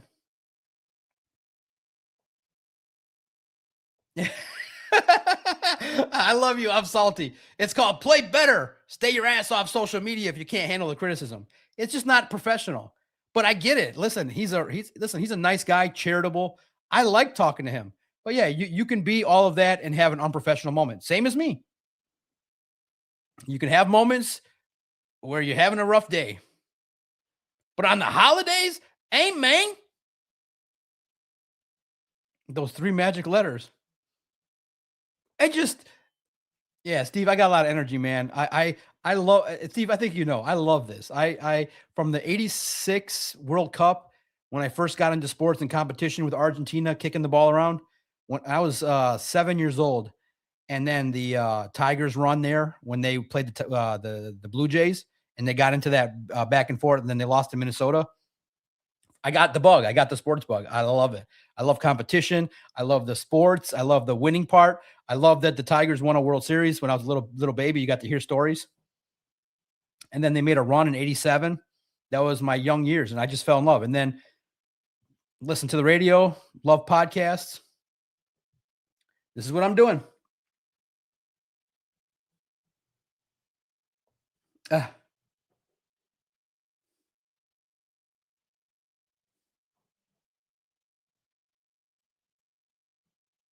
Nice. Yeah, I think you guys heard. Yeah, we need a shirt. The Lions made me this way. Yeah. Fresh 97.1 host. The Lions made me this way. Trust me, I like that guy. That guy's cool. He's really cool. He's like, why? He still today. He's like, shout out to all of you that so. Listen, this is the best part about Slappies, and I hate to use this analogy, but this is what they do. It's the Titanic, right? And everybody knew that the iceberg has hit the boat. Everybody knows. And the boat's the Lions. And everybody can see iceberg ahead. Poor defense. Bad play calling. Dan won't be aggressive. Dan won't stop being aggressive. We can all see it. We see the icebergs. We know them all. Coaching mistakes, not correcting things, injuries. We see it. And then you got a little podcaster like, attention, I think the boat hit the iceberg.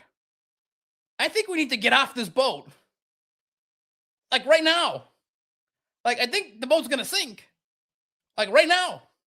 Like I see, like I can feel it. But the Slappies are like, the boat is still here. I don't feel nothing. Like I saw it. I saw the iceberg hit the Titanic. I saw it. Like, let's go. Let's jump. Let's go. So I'm on the boat already halfway to the other side, to the island, back to the Caribbean. I'm floating. I'm already out. I'm the first one. I'd be like, listen, Women and children, get behind me, follow me. We're going. And then there's the slappies that are like, stay on this boat. It's fine. It's all good. What are you talking about? You're not a real fan. You're getting on the boat. You're not a real fan. You're ejecting. I'm like, listen, y'all, this boat's sinking. Listen. I can smell it. I can see the iceberg from a mile away. I'm 46 years old. I know the icebergs. And the slappies want to stick it to you and keep you on that boat. And it takes on water. And from A to Z, they're like, here's why this boat's not going to sink. We got a good captain. Captain Brad we like Brad. He's done well. He's taken us on 50 maiden voyages. I remember the 23 voyage. It was great. It was the best voyage I ever had. I got to see this. I got to see that. And meanwhile, all the doubters are like, jump off this boat. You're going to get hurt. Stop. And they all want to stick it to you and just bring up stuff. You're not a real fan. You're not down for the cause. Meanwhile, now the boat's going like this and is coming down. And the boat's in the water upside down. And I'm sitting there on the beach going, these MFers stayed on that boat. And I was like, I told them, jump off the boat. It's not going to end well. Be careful. It's proceed with caution. And they're like, Jared Goff is our leader. We are going to see Jared Goff and get that autograph. I'm like, you can sail to Jared Goff another time. Jump off the boat. Nope. And then they're sitting there in the water, shivering. And you know what they say? They'll never say, that MF John was right. You know what they're going to say? They'll never say that. They'll never say it. They'll never admit it. They'll never acknowledge it.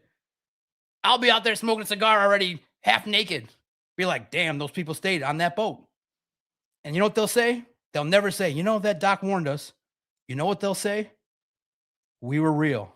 We were the realest. We were the best fans. We were the best. We were the best passengers on this boat. We went down with the ship. Never go down, Stick. Never go down.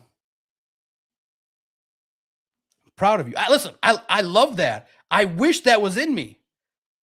Never go down, Boone. Boone has woke up. But I never understood. I cannot have that level of undying support. From A to Z, baby. You were the realist. I'm proud of you, man. I'm proud of you. I'm like, but dude, I jumped off at the Eagles, bro. I jumped off at the Eagles port. And I tried to say, hey, the iceberg was coming. That's all you can do. But please don't tell me I'm not a fan. I'm sitting here screaming into a microphone 90 minutes because I care about that team. I care. And I don't like this. We deserve to be a Super Bowl caliber team. That's why we do this. So don't bring up, are you the real fan gatekeeping? Just talk about why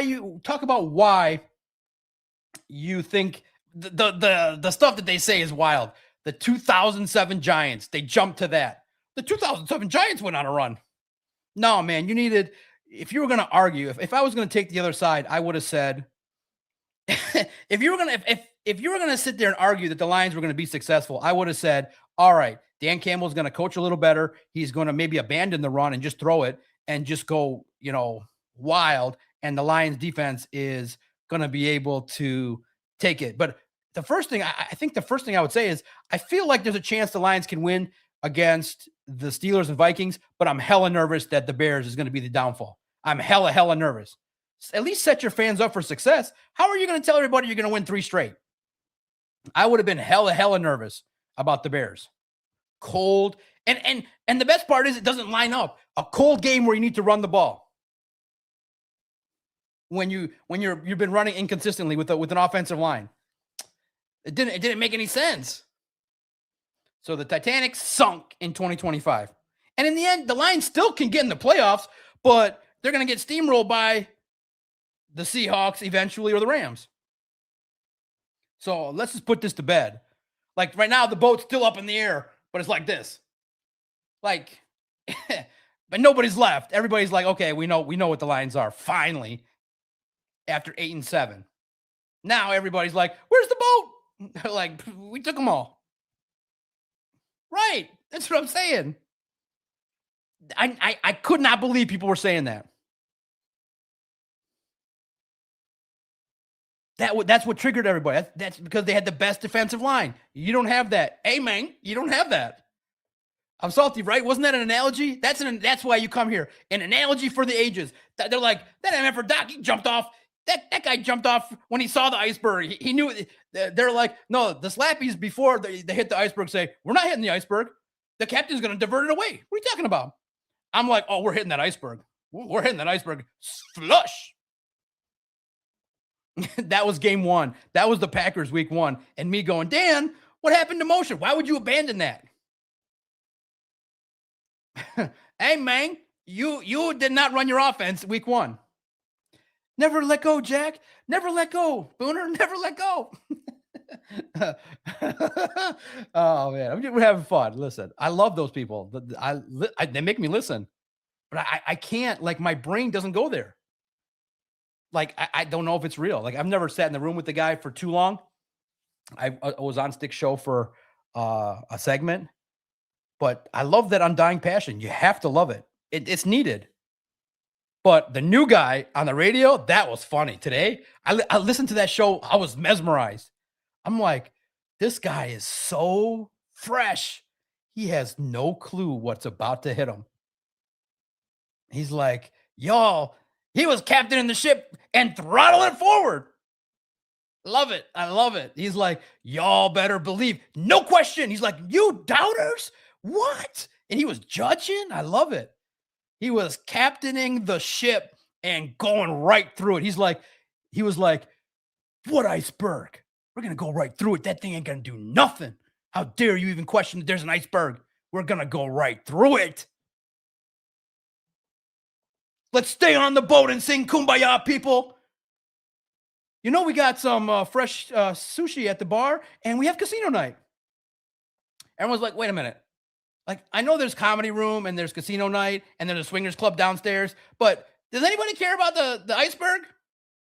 They're like, we're going full steam ahead. And the captain gets on. Captain Mark gets on and is like, full steam ahead. There's nothing to see here. We're going to power through that iceberg and destroy it like it's nothing. And let's sing Kumbaya, people. Be a real passenger. Don't be like Doc and jump off. No, Steve. I love you, the Trim Reaper. Steve, you don't need it. There's so many independent broadcasters. Stick to the one. There's a lot of, the flagship is always needed. They need to be the voice of the corporate. But podcasts, you can find independent voices. You can pick your lane. You can stay on the maiden voyage slappy boat, or you could come here and be like, okay, let's talk real. Let's just have a discussion back and forth. The doc saw the iceberg from 5,000 miles away with his microscope. Like, Mr. Macaroon, we're not going to hit the iceberg. It's 5,000 miles away. Yes, you are. I love you guys. 900 people in here. You guys, 900 people. That means a lot to me. At 11:50 on a Sunday. We're going strong. Shout out. Roll call. Where are you guys listening from? I want to know. I'm in Macomb Township, Michigan. Mike 6461. Shout out to you. I'm salty. Wraith, always good seeing you. Dark Flame, Notorious SBG. That's awesome. And Notorious TBG. I apologize. I'm not wearing my glasses, so it's a little blurry, but I can see. Duckman 3000. Doughboy Steve. That's Ferkser. He was here before. Like, who the heck was that tight end? Right. He was here. We let him go. And then just like 2 weeks ago, he came back.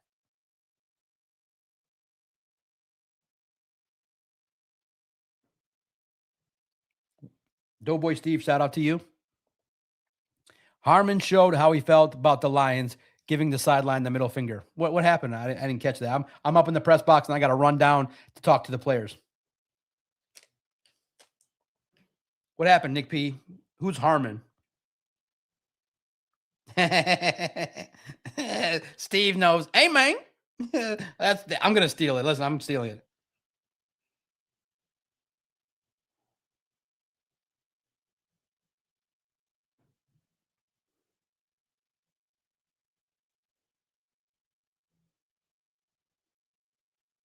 And listen, we aren't up here trumpeting that.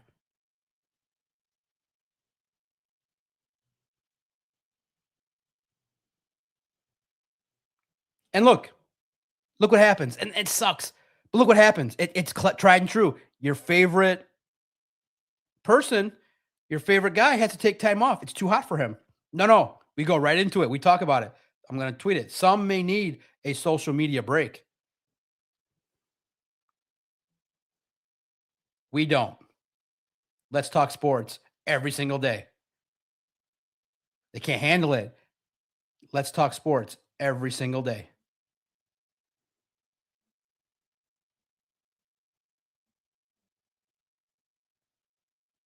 The podcaster's not running and hiding from social media. It's hot there.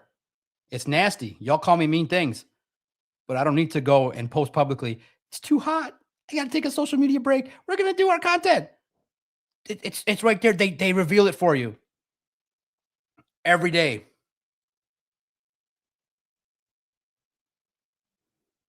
We'll talk sports Monday, Tuesday, Wednesday, Thursday. And when they win the Super Bowl and they throw me off the island and say, you can't come, I'll be like, thank you. I did my part. I was honest to a fault. It gets too hot. What do you mean it gets too hot? Yeah, they should be mad. That you know why they're mad? Because you blew smoke up their ass for too long. The boat's up in the air. That's what happens. And I told you guys this happened. I said it on a broadcast. It's denial. And when denial meets reality, you get that. I got to run. I can't handle it. I'm too hot. Channel it the right way. It's too hot. What do you mean it's too hot? God, that makes me mad. It's too hot. Yeah, the fans are mad. You went backwards. They're supposed to be mad. Let them have it. Because on paper, the Lions are supposed to be a Super Bowl team. We're supposed to be mad. That's why we scream and yell into a microphone for 2-3 hours. We want to get rid of that feeling. But remember, they put it publicly for you all to see. I can't handle it. That's right, you can't handle it. Come talk to me. I can handle it. I'll take it all on. And twice on Sunday.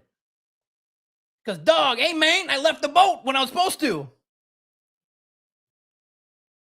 Now, one time, it's going to happen. I'm going to see the iceberg. I'm going to jump off. I'll be on the island. And then that boat's going to go to paradise with the lovely ladies.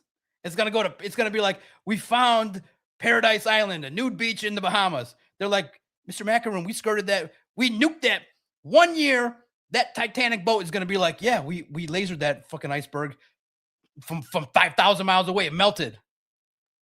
And then they'll be like, we're in paradise in the nude beach. And I'll be like, darn it, I missed the boat. But that's fine. That's fine. I'm willing to risk it.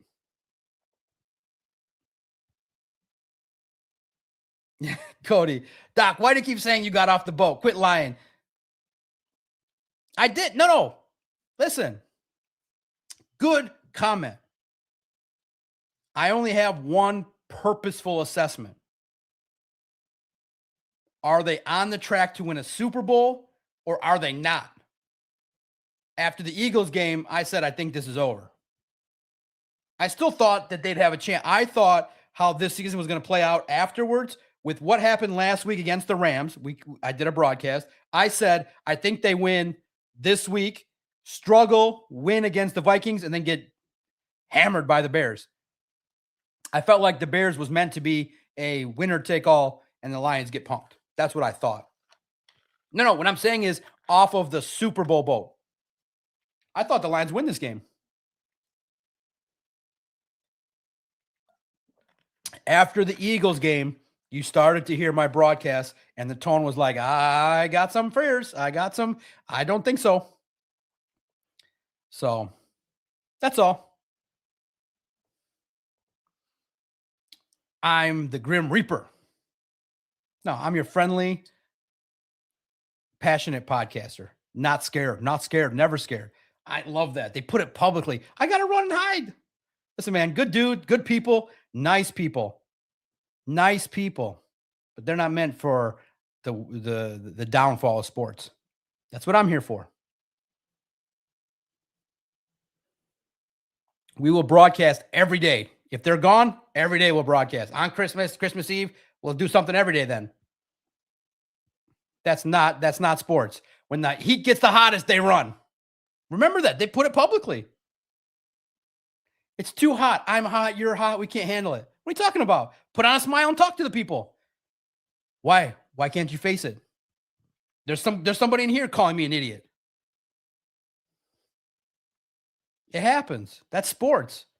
But remember, when denial finally meets reality, they frizzle out. They can't handle. They short circuit. They do it publicly. And then they just wait for the next year to do the same thing over again. A to Z, all the way, baby. 2007 Giants, easy. Remember, the reason why your friendly neighborhood podcaster has been around for 15 years is I'm willing to entertain ideas that you guys won't entertain. I'm willing to talk to you about dismissing both coordinators. Now, I would give Shepard another chance, but I ain't happy with what he did this year. It fizzled out. The true mark is this year will teach him a lot. You had the weapons, but when you didn't, that's the sign of your scheme. The scheme needs to be adjusted. Clearly, that scheme is not good enough. It's got to be adapted. You got to mix in some more zone. You got to communicate better, and you got to upgrade the defensive line in the secondary. Your linebackers are fine. You got to upgrade your. And let's talk about it. How much blame truly do you give? You guys have less than a 15% chance of making the playoffs. But how much blame, when we look at just the defense, do you say, okay, Shep, because I look at that defense and I analyze it and I say, you don't get enough pressure the right ways. You don't stop the run this last month of the season, indicating you're not winning the battle in the trenches. They're opening up gaps all over the place and finding ways to zone scheme runs that are beating you. But your front, Tyleek, inexperienced, DJ Reader, Aleem McNeil coming off of the injury, Aiden Hutchinson, not as good. Roy Lopez came in and kind of was a saving grace. Does Shep get a benefit of the doubt kind of treatment year one, inexperienced, learning on the job? You lose Branch, Arnold. You lose 4 key guys. Branch, Kirby Joseph, Ennis Rakestraw, Tyrion Arnold. That's a lot, guys. That's a lot. That's a lot. Cody's right. He's got the right points. It's tough. I'm not sure how much to blame Shep. Defense is limping just like last year, but he hasn't improved anything. The scheme needs to be tweaked. There is far too much man-to-man, especially when you have injuries. I would go down to 30% man-to-man. I think they're at 45, 40%. I would go down to 20.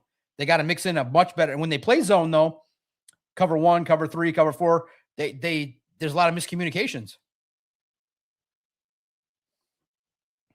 Or let's not say a lot, far too many to be comfortable to win games. And then your run defense got picked apart. Wow. 245, 2 with the exact same number? What the heck happened today? How did it fall apart? Did Shep not reach the guys from all his barking?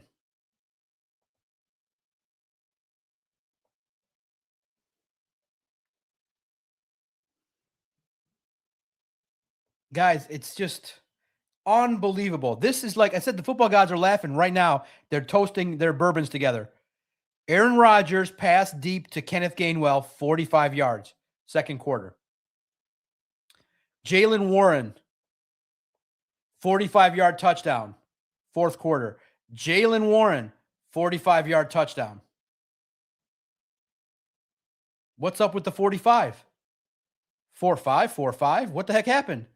Is it some kind of weird football sign? 4-5, 4-5. 3 exact 45-yard touchdowns? That is never going to happen again. 3 touchdowns, the exact same distance. What? What? Uh-oh, X the Trim Reaper. Do you know what happens to people who watch Doc, Detroit Lions on SI and don't like and subscribe? Do you? You just made the list. Smash that like button, 900 people. Let's get it to 1,000. Let's go. It's midnight. What do you guys got going on tomorrow? Nothing. It's the holidays. Take it off. We're going to go 2 hours, 2.5. Let's go. Keep the super chats coming. We got some large ones in today. That's awesome. Yeah, you're right. I'm salty. We lost 8 coaches. That's why Peter Schrager's a legend. Trust him. Trust his judgment. Don't just dismiss it. He had his binoculars out and was like, I see an iceberg. And we were like, no problems.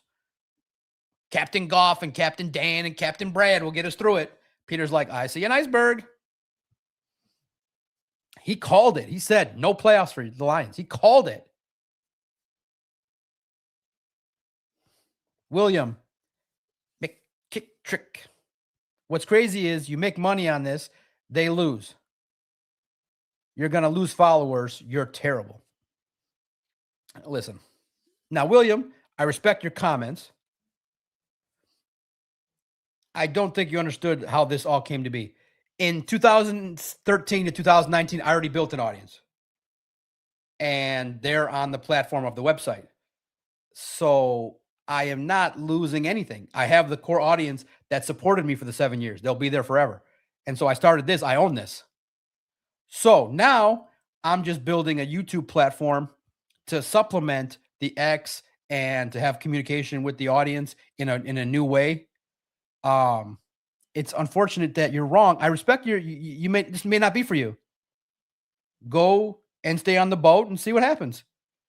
But all I can do is say, I warn people that this was not going to be a Super Bowl year. I said it out loud, and I may not be for you. I'm not for everybody. And that's what I truly believe. If I have universal praise, something's wrong. I have strong opinions and I say them every day. So hop off. It's no big deal. I have an audience. And guess what? The reason why it's lucky and blessed for me is I built the company myself from the ground up with my cousin, Adam Strozinski. We represent the Detroit Sports Podcast, and the companies find us. Hey, man. Be nice.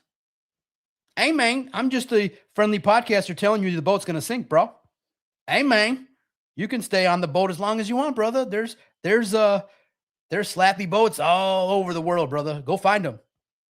Go find the slappies, man. Hey, man, I'm not for you. But there's 900 people sitting here right now listening. And I think they're entertained. And they're at least looking at like, who the hell is this idiot talking on the internet? But I am passionate. And I appreciate that you hopped in. But I might not be for you. William, I'm not terrible. Just not for you. I'm the agitator in your world. Bill Buttlicker, my concern is this is the beginning of the end of the Campbell Holmes regime. I'm terrified they're not going to turn this around and they'll only get worse. Now, Mr. Buttlicker, sorry. I humbly apologize for misstating your name. Mr. Bill Buleiser. Mr. Buleiser, 2141. This is not the beginning. This is the, oh, shoot, let's go back to the drawing board. We sunk that boat. We're going to get another boat. They sunk the Titanic, but they're getting the resurrection boat. They're getting the A-main boat in 26. And the A-main boat ain't going to hit the iceberg. Mr. Buleiser, they're going to get another boat in 26. And they're going to learn, oh, shoot, when Mr. Macaroon and others start alarming all these things, we're going to actually look at it and fix it. And actually, we're going to get more defensive end captains and more cornerback captains and more safety captains and more offensive line captains. Wrong. This is the best thing that's ever happened to the team right now. When this season ends, this is the portion of the show. We scream for 2 hours. Now, this is the portion of the show where I tell you, don't lose faith in these guys. This is the wake-up call to prove that draft and develop doesn't work. You need more to it. You need more oars, more engine. You need more horsepower. So the next boat they're going to get is going to be with some free agents that can play. It's going to have some trades. There's going to have some external options with people that can ball. It's clear Everybody said, don't take that guy. And they took him. They're not going to do that anymore. Availability is the best ability in the whole wide world. They are going to grow and adapt. Brad Holmes is going to become a general manager. The second this season ends, he's going to transform from Rodimus Prime into the boss. Remember, arise, Rodimus Prime. He's going to get the Matrix, and he's going to see, oh, shoot, I'm great at the draft. He's going to put the Matrix in his gut, and he's going to be like, uh-oh, arise, general manager Brad Holmes. Go from the college expert to the general manager, where you get free agents that are boss. You get trades that are boss. No, this is the beginning.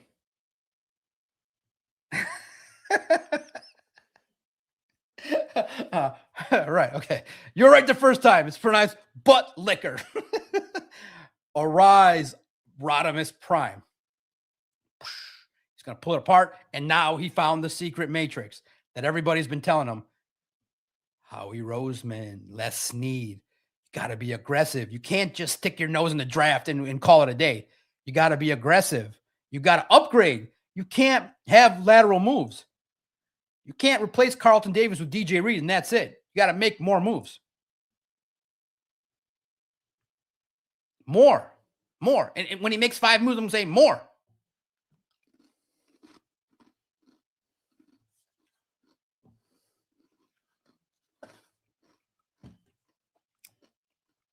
See, this is where I hope we can be angry, but also realize if there's growth, I will take sinking the Titanic this year for the rise of the A-main boat next year. Right? Remember, we were on the Titanic, and the Titanic was just full of captains. Nothing else. And he's like, I don't want nothing but captains. I don't want no sergeants. I don't want no psychologists. I don't want none of that.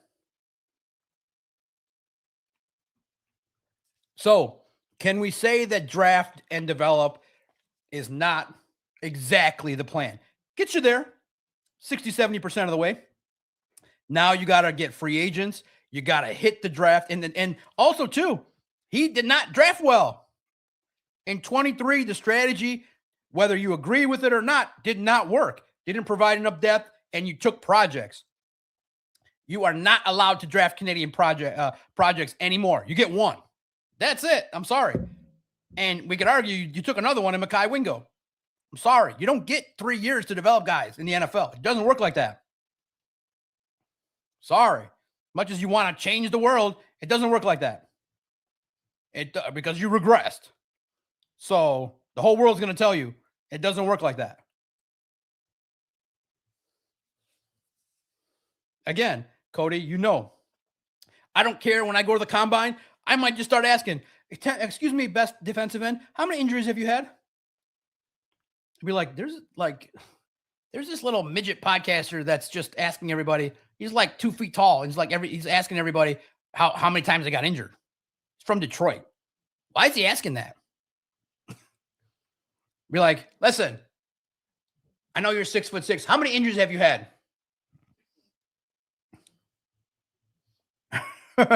Right. No injury pro.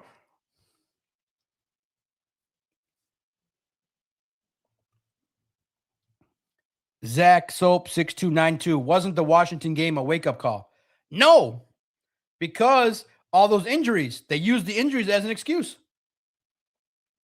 They felt like, I mean, you probably naturally had to feel like you couldn't get the injury bug again. Think about it. They had Davenport down for a whole year, and they brought him back. No, they didn't learn.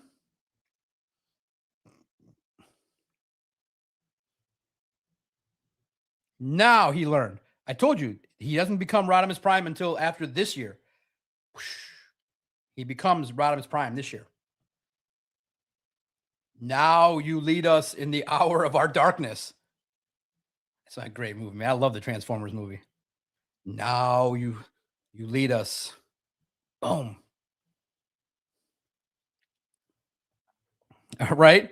Right. I won't tell Brad. Like I said, when Brad does his free agency, his strategy this year should be, I have selected this guy in free agency. He has practiced 400 times in a row. He's never missed a practice, and he's never been on IR. Perfect. You don't have to release contract terms. You don't have to tell us anything. Just tell us how many times he's been on IR and how many practices did he miss last year. Yeah, they doubled down on the injury bug, and it showed in December, just like last year. I'm salty. Norma Hodge, good to talk to you. Get rid of Pascal, Rakeshaw, Levi, Davenport, Wingo. Upgrade. Let's not say get rid. Let's just upgrade. Find competition. That's a nice way to say it. Find competition. Ballers that can ball.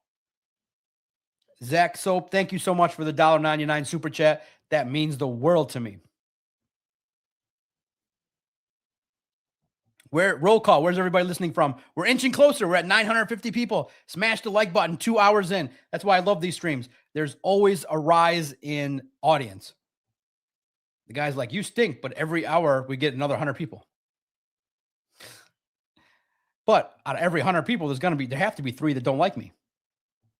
Because remember, there are the slappies. And they're great. They're great people. Trust me, I love talking to them. They make good shows. Because they'll give you all the numbers and the reasons and the positivity and the hope and the hey, da, da, da, da.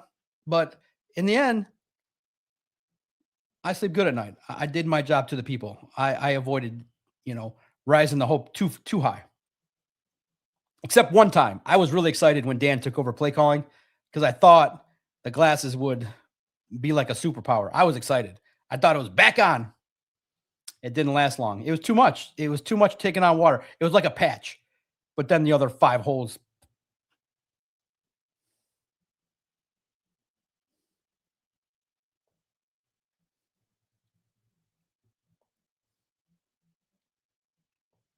It's going to probably happen eventually. Right now, he's enjoying the youthful fatherly thing, and I'm very happy for him. He's a great dad, and trust me, I knew he'd be a great dad. He's a better dad than even I thought. I don't want to bother him with this.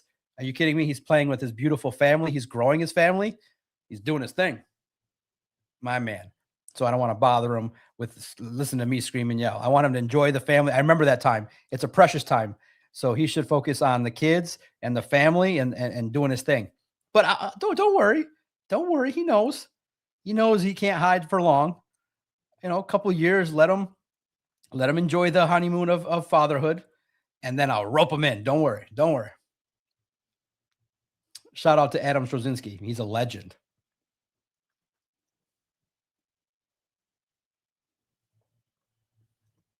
Follow him on X at Adam R STROZ. You know how I know? He said Michigan was shady 6 years ago. He's like, I don't like the way, and he's a Michigan fan. He's like, I don't like the road that Michigan's on. 6 years ago on the podcast, and y'all gave him grief. We survived. Don't worry. Adam is also not an alarmist, but also a realist. He's like, I don't care if we're winning. I don't like where Michigan's going. Principle, too. My boy got principles. And that's the best thing you could have. Zach Soap is friendly, wants to raise his hand. I'm calling on you, Zach Soap. What you got to say? Yes. Amen.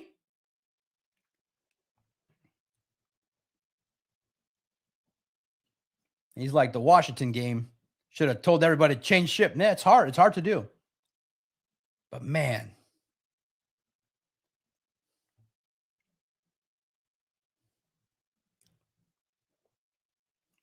Man, it's tough. All right, let's reset. The Lions lost. They're 10%. Nope. That's also a friend of mine. Nope. This guy's Adam Strozinski at Adam R STROZ. I do a podcast with him separate from the live YouTube stuff every Thursday. If you subscribe on Detroit Sports Podcast, I do a wild podcast on Thursday, audio only. That's the what do you call it? The flagship podcast. Me and Adam go back and forth. We talk all sports, Pistons, Wings, Lions. This is a mostly Lions exclusive on SI production. But also, like I said, I represent Detroit Sports Podcast, and that's its own little network. We've been going strong since 2013. Zach is from BedX.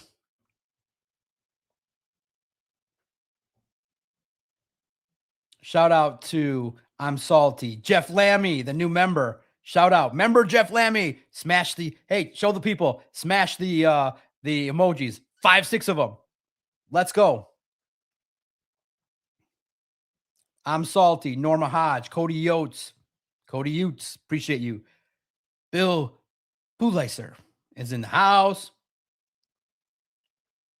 Streams. Love seeing Streams on here. Streams doesn't even always agree with me.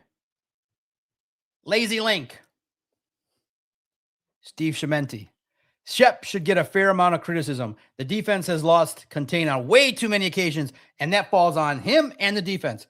And look, I mean, what better representation? It sucks to say. If you go at Detroit Podcast, we spoke to Aiden Hutchinson, and we asked him, what's wrong with the run game? You know what his answer was? Hey, man. No. His answer was, I don't know. I don't know. I mean, you're a leader of the team. That's trying to be you don't know. At face value, I mean, it's hard to believe that. I don't know. He was asked by Will Birchfield, why is the run game kind of taking a step back? I don't know. Well, how are you going to fix it? Naturally, he'll say, well, I got to look at film. And then tomorrow when I get, chewed out and when it all gets settled, we'll figure it out. But you haven't. So maybe he truly doesn't know. You have to entertain the idea that maybe he truly doesn't know, that they tried a solution and it didn't work. First and foremost, you could see it. The speed on the defensive line is not there. They were not able to keep their gap responsibility sound, pulling in all different directions. I think so too. That's what's scary. You can check out the videos. I had more, but I chose the 3 best ones. St. Brown, J-Mo, and Aiden Hutchinson. Guys, this locker room cleared out pretty fast. I understood it, but I was a little disappointed. The guy that I wanted to talk to took one interview. Let's see if the guy published it. Took one interview, and then when the group came, said, I did my obligation, and then only spoke to one other person. He didn't want to do the group talk. I can share. He did speak to another reporter. Let's see what was in there. Yep, the pool report. QB stands up for, Jared Goff stood up for Tesla.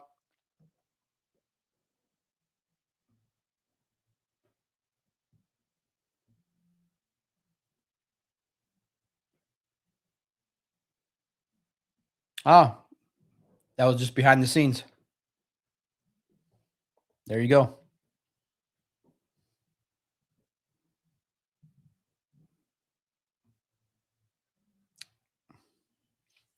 They clearly they asked him about the touchdown from Gainwell.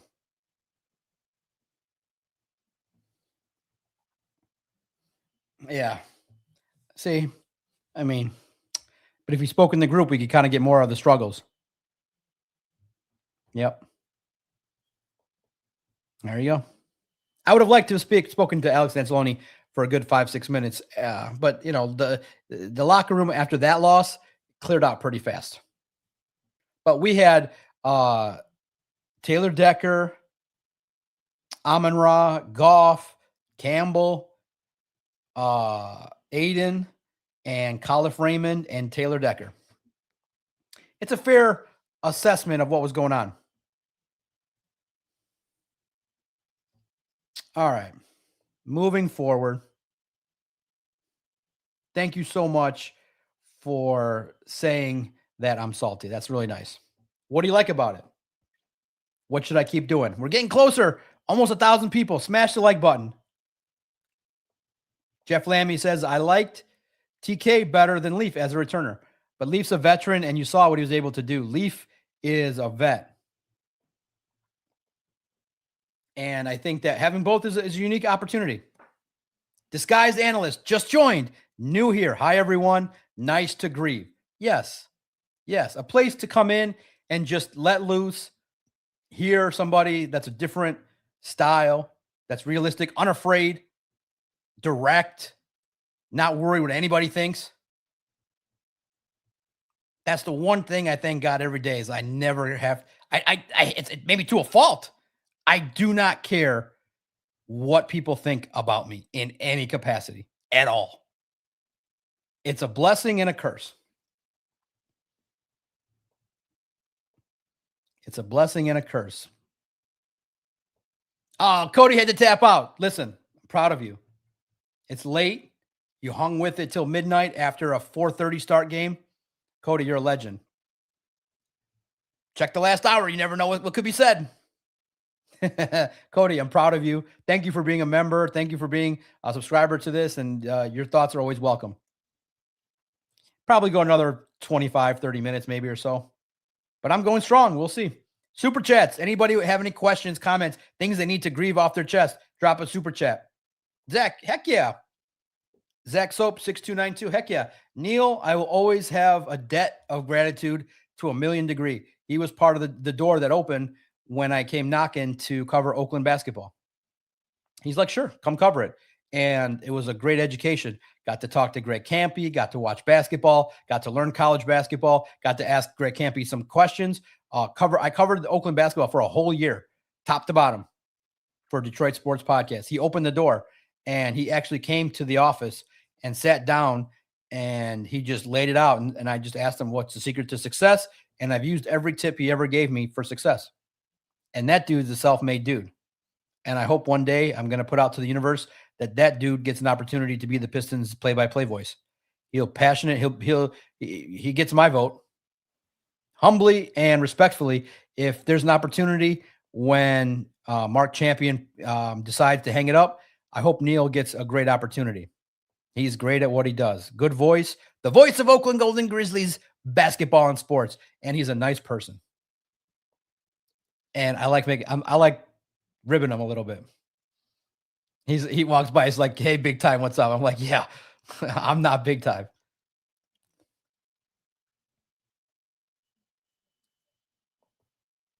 Spirit of Detroit podcast. Oh, you back to selling hope or are you giving the facts? No. Here's the hope part. I don't know if you saw the part where I said, I think next year it's a wake-up call. What are the facts according to you, Spirit of Detroit? Good to see you in here. We've just been riding the wave all year. The way my season went, well, Spirit of Detroit, the very first week when the Lions lost to the Packers, your friendly podcaster asked Dan, I don't know about that offense. It didn't look the same. So I was very happy after the Bears game. I thought they peaked there. I went to Baltimore directly to watch the Ravens game. I thought they were very solid there.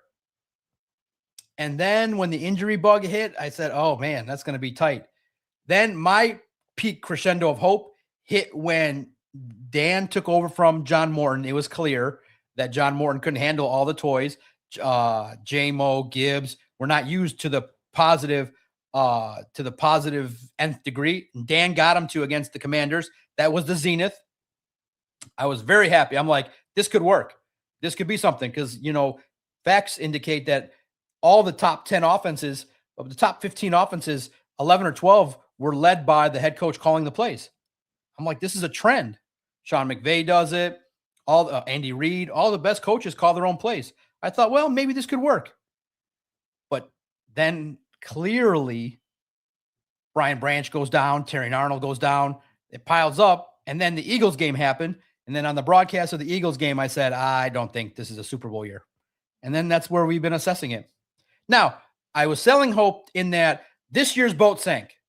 We're mad about that. We're breaking down why it happened because of Brad Holmes. The 23 draft didn't give enough depth. The 24 draft didn't give enough depth. And that's what happens when you are a draft only kind of guy and you just kind of keep even moves with Carlton Davis and DJ Reed. You didn't upgrade. You kind of, and some would even say it's a worse move. So in the end, to your point, we do it all, baby. Selling hope, giving facts, entertaining, getting you to watch. That's what we do here. What do you think? What the hell happened this year, Spirit of Detroit? And how much you love me. You know you love me. What the heck happened, Spirit of Detroit? You know what I think. Spirit of Detroit, the people are interested. 1,000 people, 2 hours and 15 minutes in. I haven't stopped talking. I haven't gotten up to piss yet. I'm an old man. I got to have you on, Spirit of Detroit. Maybe, I don't know. I got to remember. Remind me of your name. When I know your name, I know your podcast. We did podcasts together. But once I see your name, I'll know. We should have a chat.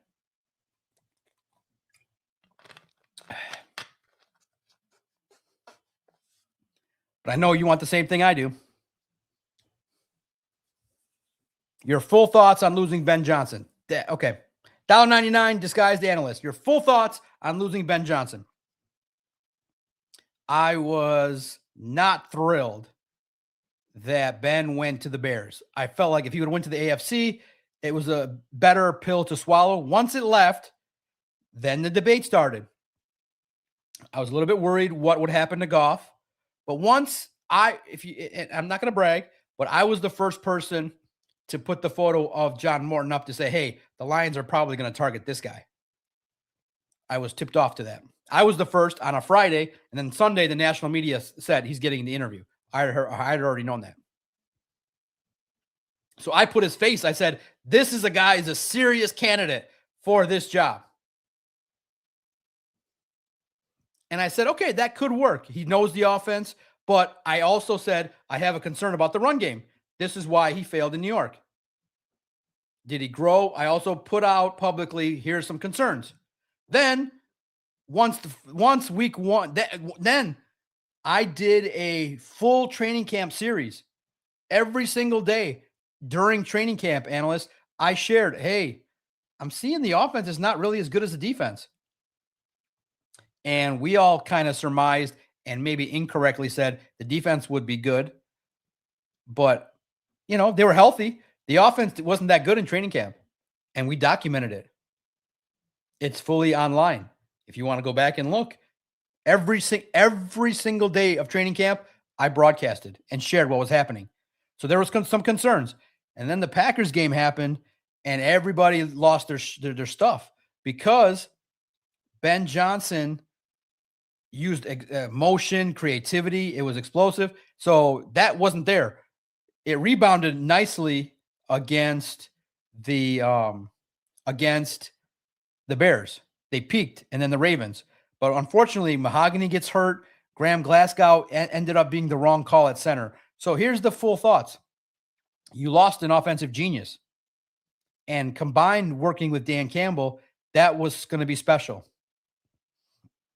You didn't have the same chemistry this year. It's not the same offense. It's not as creative. It's not as explosive.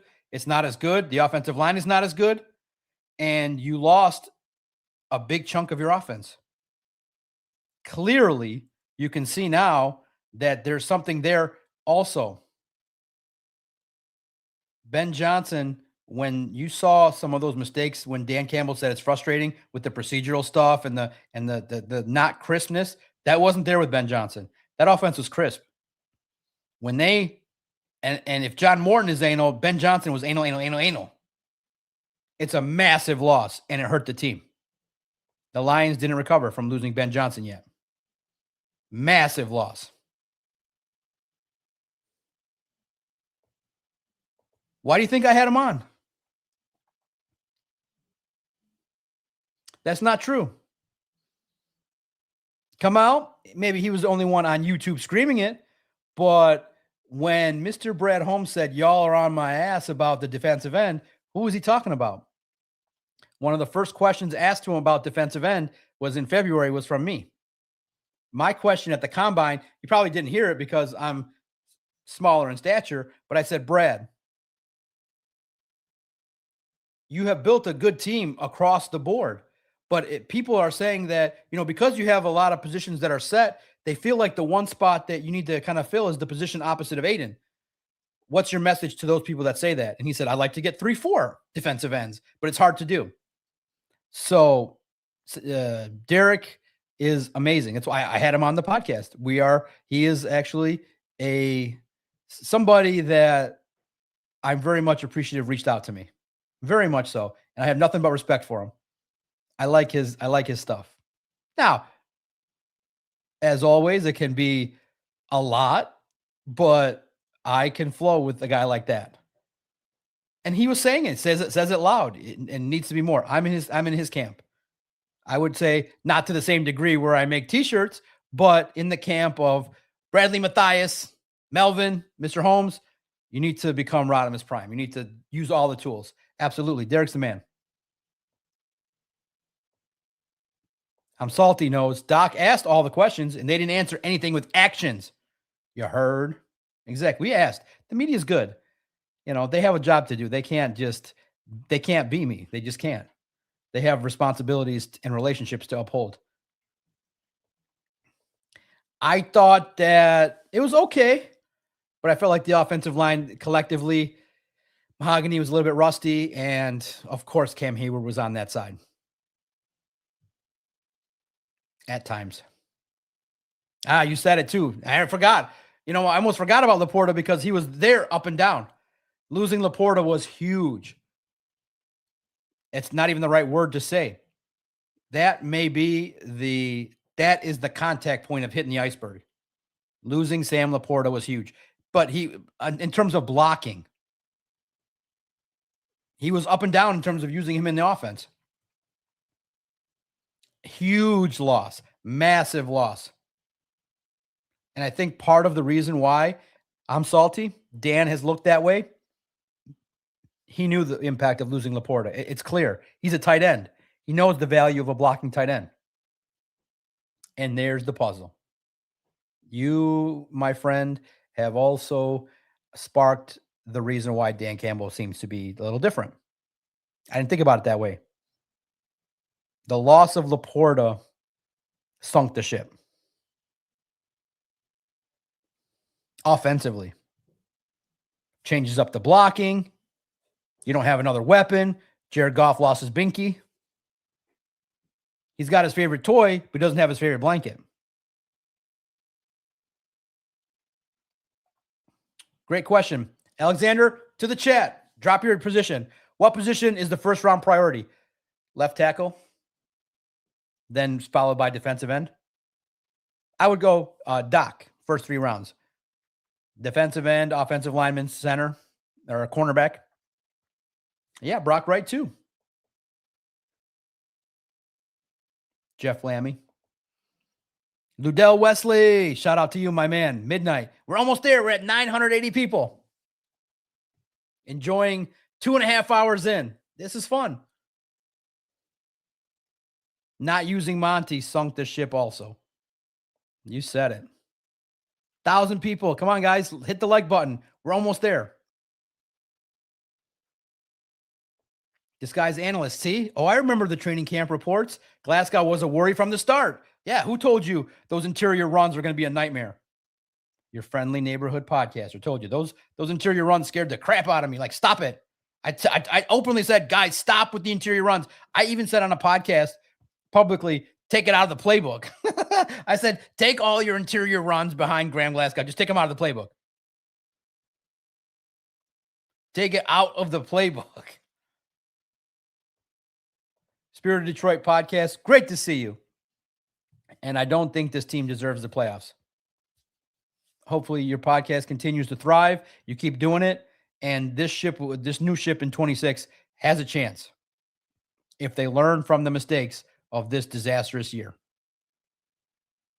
Remember, Spirit of Detroit, this podcaster, when the heat gets hot, doesn't run away. I can't believe the guy put it publicly. Like, just go quietly. He's got to say, the heat's too hot. I'm going to take a break. It's the holidays. When the heat's the hottest, come visit your doc. We're here. We take it. And Spirit of Detroit, share your thoughts openly. You agree or disagree? I like it. I like opposing viewpoints. That's what makes it fun. That's what I look for. And, of course, the support. Scott Mack with a great question. Can we afford to pay Branch? Prior to the injury, all day. I have to be honest. Okay, so for those that are new, I am team oriented as opposed to player. I am more focused on how a GM operates, and I'm more cutthroat than player loyal. So unfortunately, I'm drafting other safety. Brian Branch, I got to see. Unfortunately, the injury might slow him down. He doesn't get the contract. It goes to Laporta. It goes to Laporta and Campbell. I'm sorry. And Gibbs. Gibbs is going to suck all the air out of the room. He's going to get $20 million. So I'm sorry. The answer is you will be able to. Yes, if you want to. The cap is going to go up by another $20 million. You'll get a free player. And then the problem lies in this discussion. And I think it's going to be a 50-50 vote. This will also be a factor that divides the fan base. You're going to be committed to Jared Goff for the next 4 seasons. You're going to restructure him next year, and you'll get $40 to $45 million in cap space. $40 million. But the problem is, it's like the deal with the devil. If you do, he's here till he's 35 years old. He's here in 26, 27, 28 at the latest before you even consider cutting him. But here's the problem. If you don't, next year, Jared Goff has a $69 million cap hit. I may not restructure it. I just pay it and look for the next quarterback. Can you build a perfect team? Everyone's like, you need things to be well around them. Well, this year things weren't. Look what happened. You went backwards. Jared Goff is tough because you see the sparks, you see the good in his play. But when you have young offensive linemen, you get some injuries. The NFL is not perfect. It's not a perfect sport. And I hate to say it, but the one skill he doesn't got is his mobility. I think a mobile quarterback doesn't get a safety that kills the momentum of the game. You cannot take a safety, no matter how bad the blocking is.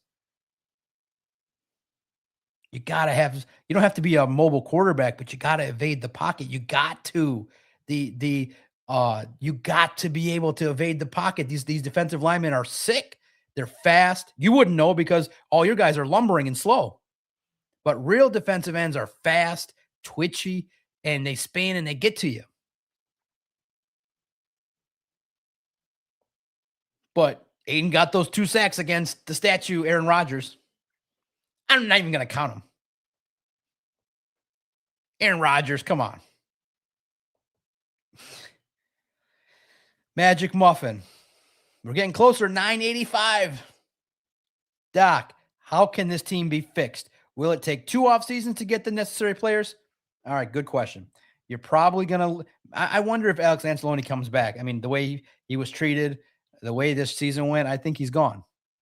And I think he knows it. So Alex is gone. That's a big loss. You got to maybe draft another linebacker. You have one step in, maybe in Malcolm or somebody else. Maybe in free agency. So that's a loss. You got to hope that Ennis and Terrion come back stronger. The offense will have Laporta. The offense should purr. Now, the offense that is going to be the best is Taylor Decker, Miles Frazier at left guard, Tate Ratledge, left tackle is Taylor Decker, left guard is Mahogany, the center is Tate Ratledge, the right guard is Miles Frazier, and Penei Sewell. You need some unity. I think, you can get back to the playoffs with that in 26 if everybody stays healthy. You grow and learn and develop. You're going to have Gibbs even better next year. I think you go younger, opposite of Gibbs. You get a young running back that can ball or free agency. And then you got to repair the secondary. You got to upgrade. You need 3-4 corners. 2 of them might be Terrion and Ennis. And then you keep looking. I think it can be repaired to get to the playoffs in a year. Then you get back to the luck factor and everything going on. I do think that you can get back to the playoffs next year. And also, if you lose out and you finish third, fourth in the division, your schedule is a little bit lighter. That's a good recipe. Good offense. You got to fix that defense. You're going to lose DJ Reader. Tyleek will take his spot. You got to continue to get competition. You need some of those guys to play. You need Mekhi Wingo. You need some of those guys. And then maybe you go out and you get a stout DJ Reader in free agency or the draft. So I do think realistically to win the Super Bowl, it may. It may. But I would not be surprised if next year they get back to double-digit wins and are looking a little better. This year, too much noise, too much change. And guys, change is not good in the NFL. It's realizing now, even if you have the culture, even if you have the head coach, general manager, it's not cupcakes and rainbows. It don't work like that. It's not always sunshine and rainbows up in here. It's the NFL. And you lost your mojo with Ben Johnson leaving. But you get it back next year. Good lesson. Yes, I don't bring him back. I'm sorry. That'll tell me a lot. That's the name right there. You bring him back, you're in trouble.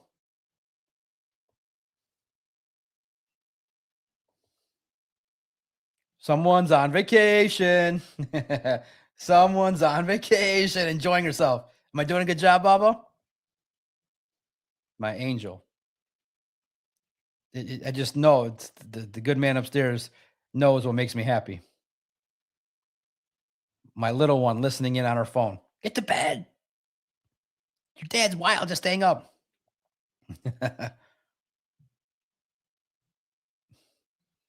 I love it. I would dedicate this offseason rebuilding the defense, then the offense next. Magic Muffin, you know what's up. Guys, we're close. 990. Hit the like button for me. We're 2.5 hours in. I'm salty. You're a great dude, Doc. You know, I'm a simple guy. Passionate sports fan, loves talking to the people, and crazy competitive. I'm a competitive guy. I don't like losing. I like being in the mix.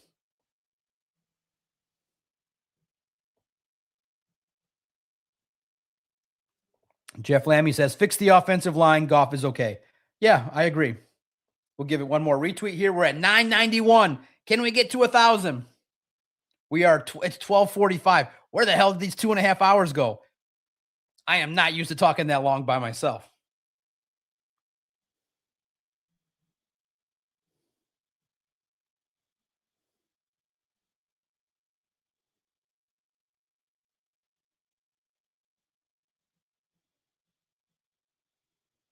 We don't run when the heat gets hot.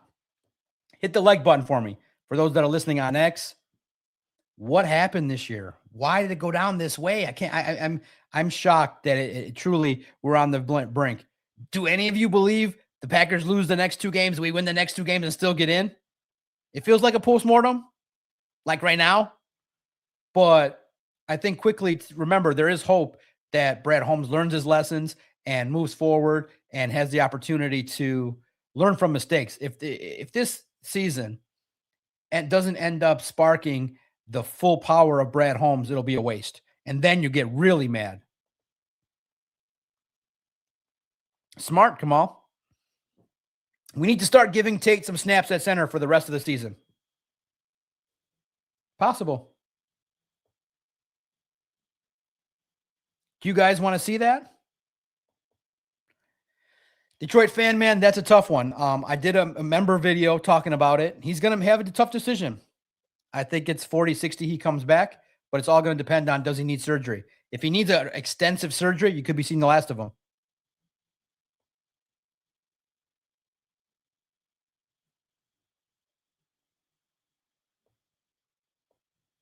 I think it's 40-60. I think you get one more year out of him. One more. But the other aspect too is you might have to cut him for cap purposes. Do you give the reins to Gio, move Panay to left tackle and have Manu at right? Big decisions. Magic Muffin. I like Goff, but perhaps he's a product of the talent around him. He's being paid a lot. Did Jared Goff's secret magic elixir go to Chicago. That's the biggest fear I have.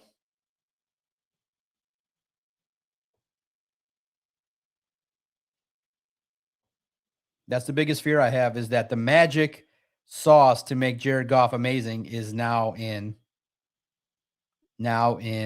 Chicago. Zach, what do you guys think? I do think they have to overhaul it, just for the natural sake of maybe fresh voices can end up coming up with ideas to try to keep these guys healthy. We've already seen with this crew has lost the confidence of the whole fan base. There's nobody that really is reasonably comfortable with the medical staff right now. Nobody should be. I'm not. Conditioning coaches should be looked at. The whole operation needs to be looked at.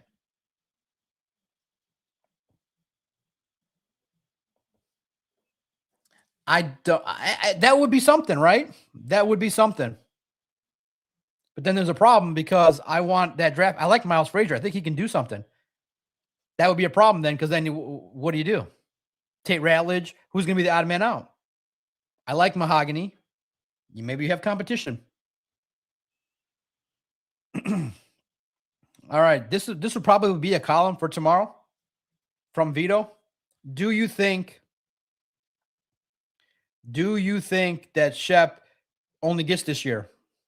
Should Dan go more experience in a Super Bowl window?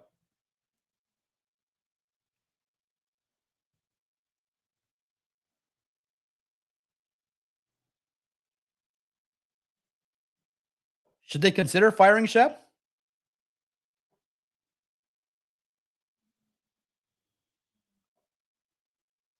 Do you have Frazier go to right tackle? Man, that's something, huh? He wasn't offered it, Alexander. Shep probably regrets not going to LSU. He didn't. They went to Lane pretty fast. I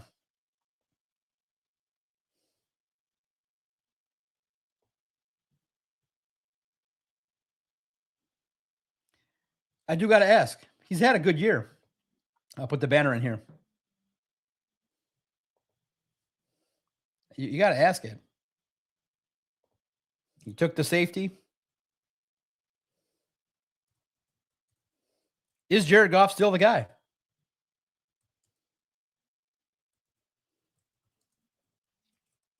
Is Jared Goff still the best option for the Detroit Lions? It's always something to talk about. It's unique because he's good. He's better than most. He's better than a rookie. He plays well. He's a leader of the offense. But there's a limitation. Like, things can easily fall apart in the National Football League. You saw it this year. Things can easily fall apart. You cannot have perfect plays all the time. And Ben Johnson is not walking back through the door. You think Zach Taylor or maybe Mike McDonald's on the same level, but you think that they're going to gravitate towards it right away? Everyone says Mike McDaniels, but let's also think realistically. That might come in here and blow up in everyone's face. You have to also understand it, process it, get it, whole new language. I think the safest play is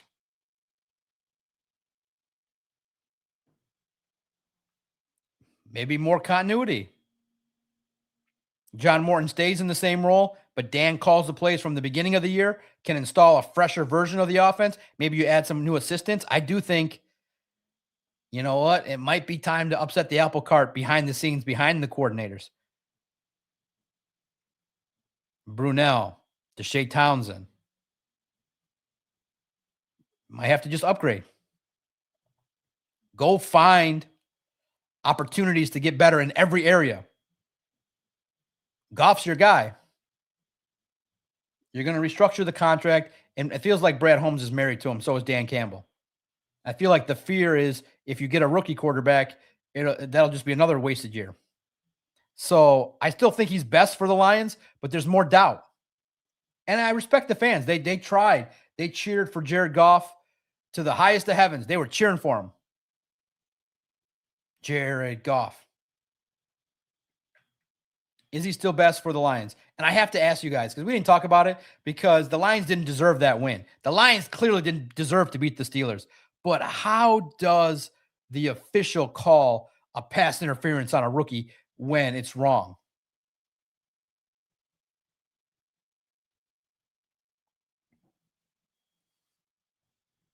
We hit 1,000 on a Sunday, Monday morning.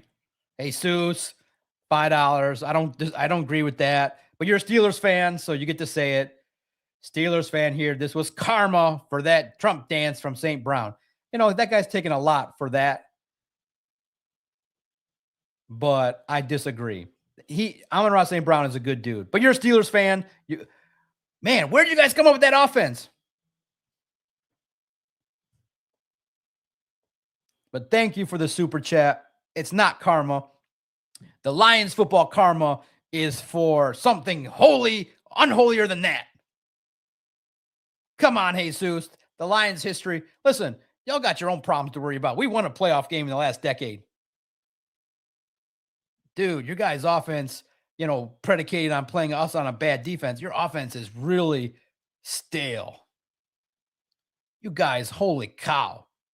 You guys went into this year with one receiver and, oh my God, that offense is reminding me of Michigan Wolverines offense. That offense is, you guys are not winning a playoff game with that offense.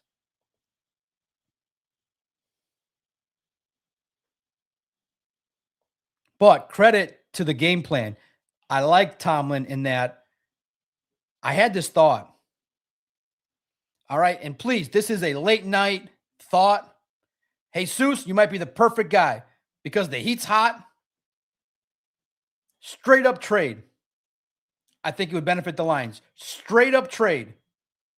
Would you take Jesus, Dan Campbell as the coach of the Steelers and we get Tomlin? I feel like I thought about that before. I'm like, you know what? Both would get a little bit of boost. Tomlin would get a little bit of fresh blood. Steel City here in Detroit would get some playoff wins, be aligned with the general manager, get tough, rugged dudes. But the problem is, feels like Mike Tomlin hasn't, good leader, great individual, but hasn't figured out the secret sauce on how to get the next level in this era. A decade without a playoff win, it's unheard of. But I feel like a fresh start could be our Larry Brown, and you get the fresh voice to kind of spark everything and give Dan Campbell a rookie quarterback and let him go. What do you think? Is that crazy? And plus, I think, Tomlin, nobody lasts 20 years. The message gets stale. Same for Dan Campbell. It's not like he did a bad job. Thank you for the super chat. I appreciate you coming in here as a Steeler fan. Enjoy the win. Y'all outpunked us, man. Jesus, it'll never happen again. 3 touchdowns, 45 yards. Props to you guys. And you Steeler people are nice. Nice people, salt of the earth. I like Pittsburgh people. I had a talk with the Pittsburgh reporter, and he was super cool. Right? I'm salty. Steelers ownership wouldn't deal with Dan's gambling. They'd be like, what is this? Is Mike Tomlin our Larry Brown? Do you pull the move? Listen, I'm all for it. Get Sean McVay. He's won. He's an offensive genius. Dude, if he wins another one, listen, you're an offensive wizard. Here's $15 million a year. You're the highest paid at forever. Here's a 10-year contract. Come here and do it. I'm not saying that Dan is a Rick Carlisle type, but people are saying it. Maybe you need your Larry Brown to come in and finish the deal. Dan resurrected it, and maybe you need the next coach to take it over the top. Holy cow, we got 10:50 in here. How are we growing at 1 a.m.? Do I got to go 4 hours? Wow. Well, keep talking. I got energy. Jesus, trade. We get Goff and Campbell. You get Mike T and Warren. I'm also a veteran fired by Trump. I'm on Basura.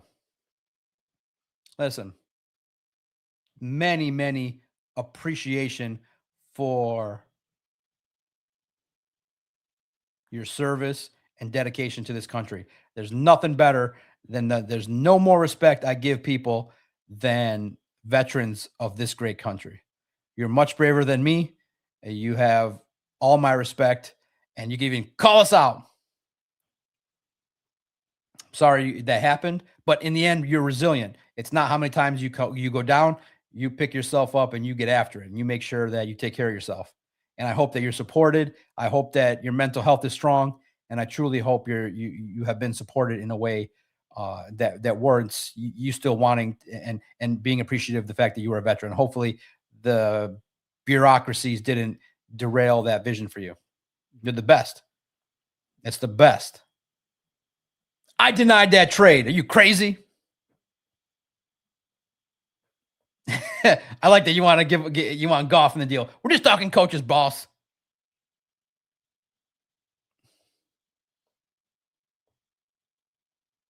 But thank you. God bless you for your service. Thank you for the service, brother. For sure. Many, many appreciations. Great people like you is what really is the foundation of this fine land. And y'all brought a good 1,000 people waving those towels. I saw them. And listen, there is something to be said about Mike Tomlin always getting to 9 or 10 wins. That is not easy. That is crazy. That is not easy. That is crazy. Hey, Seuss, and also too, thank you for your super chats. That's humbling for another fan base to come in here and use some tips to fire off comment. That's the essence of sports. And that's what I love. That's what keeps me going. 2 hours and 45 minutes in. The heat gets too hot. Some people leave. We keep talking. Jeff Lammy, should we kidnap Ben Johnson and make him call plays from a hotel room? Bring him back. I love the notion that people are like, let's just pay him $15 million and pay him more than Dan Campbell. Listen, he wanted an opportunity to do that's the ultimate competitor. It was going to happen. I just think the backup plan was not as good. It happens. You never know until you know. Now you know. It's a big formula, and we'll do another breakdown of what happened. But the offensive line replacements weren't good enough. The plan wasn't good enough. The injuries, it was a cavalcade of snowball effect of a bunch of bad things happening. Graham Glasgow is not the option at center.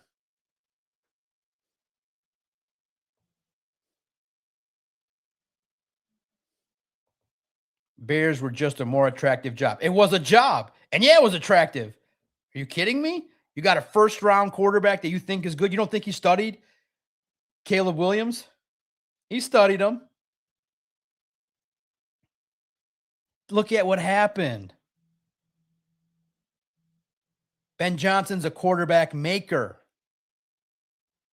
Made Goff, made Caleb Williams. He's a quarterback maker, quarterback guru, quarterback whisperer. Guys, it's a fair question, actually. Is Jared Goff with Dan Campbell and John Morton, or Jared Goff with Zach Taylor or Mike McDaniel? Is that the formula for the future? Did we get the best years from Goff with Ben Johnson? I don't know. I have doubts. It's not like I see the iceberg right in my vision, but I see a little speck. I have doubts. He's good, but is he Super Bowl good? Super Bowl good is a lot. Guess what? The league's coming. Jackson Dart. Justin Herbert, 11 wins. Back to back. Does he show it now in the playoffs? Stafford, still around. The Rams may get a rookie quarterback and develop him faster than Jared getting back to the Super Bowl. So guess what? Doubt goes up. Guess what? D-O-U-B-T, doubt. That's just the way it is. That's just the way it is. There's doubt. Their job is to remove that doubt. Man, it just the stars didn't align. You have the best offense in the league last year, and then you get a young offensive line and 2 new coordinators. And a tough schedule.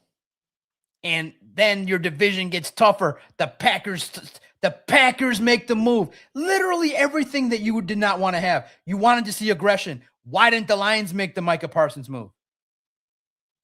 And don't tell me, well, he got hurt, so that means he wasn't hurt. He carried them to where they're at. You might have been, you're 8-7. You might have been right now 11-4 with Micah Parsons. Think about that. Oh, okay. You're 10-3. He blows out his knee. Fine. You got 10 wins this year. You're in the playoffs. Your fans wouldn't have used the catchphrase to label the fact that they're not happy with your roster. We're good is not about Zadarius Smith and that radio interview. The we're good movement is we're not happy that the roster is in a spot that's healthy. The roster has flaws. We're not good. Safety, not good. Jesus, another $5. Thanks, man. I'm fine. Also, here's the deal that the Steelers can do tomorrow. Alan Lazard. Aaron Rodgers trusts him. Steelers. Jesus. Y'all love that. Alan Lazard. Aaron Rodgers connection. Bro, by all accounts, by all the whispers, Aaron's been a model citizen there, not causing drama. I think he stopped doing McAfee. He's just been great. And he actually gave a beautiful interview to you guys on Wednesday about Aiden Hutchinson, the Lions. He actually said he wanted to kind of cause, put the dagger in the Lions. It was worthy of a good story for us.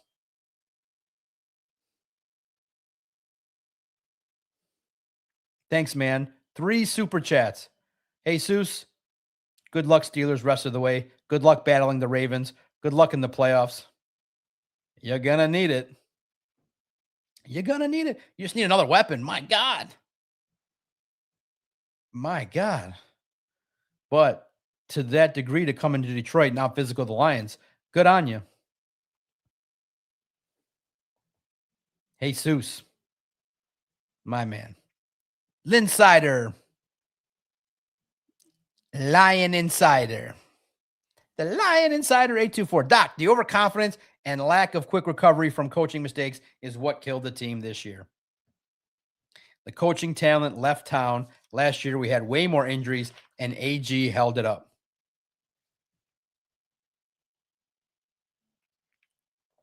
The Lion Insider, there's no substitute for good old experience. Man.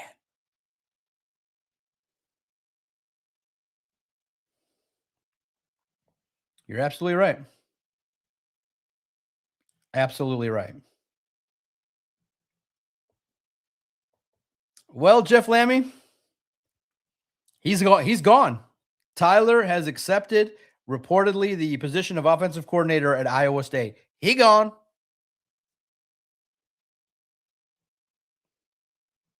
Sorry, Jeff. He gone. You're going to need another tight ends coach. He gone.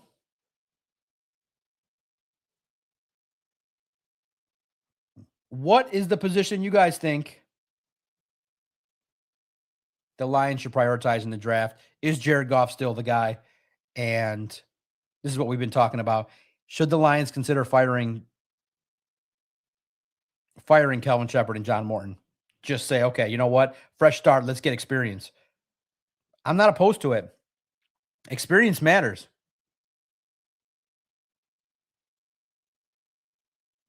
Experience matters to the nth degree.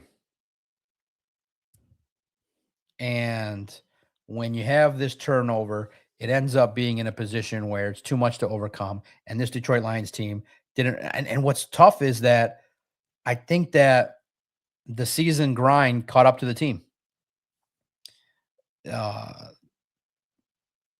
3-day rest always hurts your team. And then not to have the full recovery to go Thursday to Thursday is wild. And then now to do it again, that's gross. How are they going to do that? Go up against the Vikings. That's just so gross. We need another tight end, too, for insurance. Back injury can be tricky, and Laporta may never be the same. Kirby Joseph. Yeah.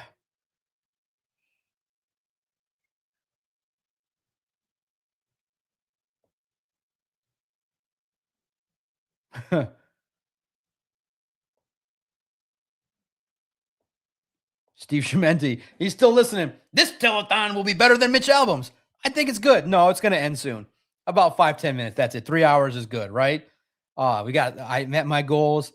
A lot of likes, over 10, 50, 1,000 people listened in for the last 20, 30 minutes or so. We got 1,000 people. That's amazing.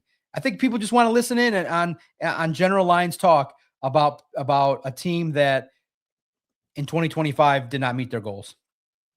It means a lot. It means a lot to everybody. Thank you. To be able to talk Lions, to grieve together. I feel better. And this 3 hours felt like 5 minutes to me. I can do 3. I just did 3 hours by myself on a YouTube stream. I can do it. Remember, there are people out there publicly saying the heat is too. I cannot believe I read that on the internet. The heat's too hot. I'm going to take a break, guys. The heat's too hot. What are you talking about? This is the best time of year. We got to grieve together. We got to figure it out. We got to learn what happened. We got to tell the Slappies, hey, you sold us a bill of goods, Slappies. This no good. Amen. This no good no more. You got to upgrade. And I'm going to keep going because I want to prove to people that when you care about something, you're all in. You write stories, you podcast, you talk to the people. You talk to the people, not at the people.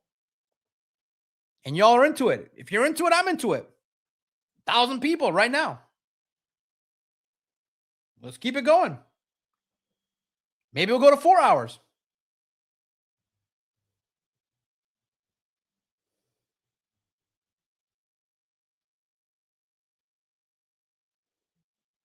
Disguised analyst, $9.99 super chat. It feels as though the brand new Lions left to Chicago and same old Lions were always there. What are your thoughts? I'll always follow Dan, but it feels like he struck gold with Ben. Have a good one. Disguised analyst, thank you so much for the questions, the super chat. You added a lot of good perspective to this show. When you lose those coaches, it's a lot of experience. It's a lot of, they got into a rhythm, and Ben Johnson was a perfectionist. There's a lot more mistakes that weren't corrected this year than before. You are right. The Ben Johnson departure was a massive blow to the reason why this team was not successful. 1. 2, Kelvin Shepard's scheme doesn't hold up. It's not plug and play.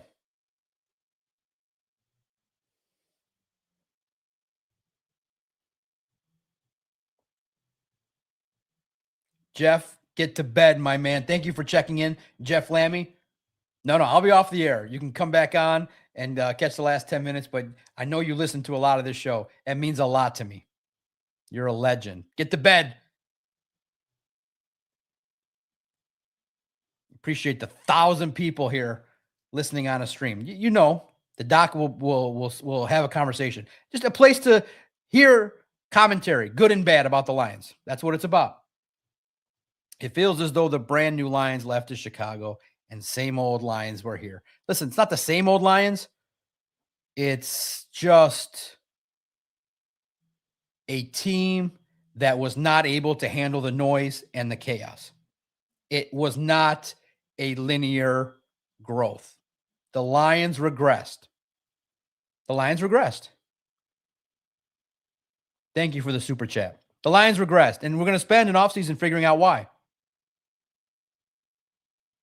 We're not good. And nobody from A to Z or nobody top to bottom can say it's easy to do this opportunity. It's not easy. You got to win. You got to be able to overcome things. It's not easy when you have turnover. It's not easy when safety, top cornerback go down. It's not easy when you're top tight end. Think about this. Brian Branch, Kirby Joseph, Sam Laporta, Terry, and Arnold. What are we? We ain't the Dallas Cowboys of the 90s.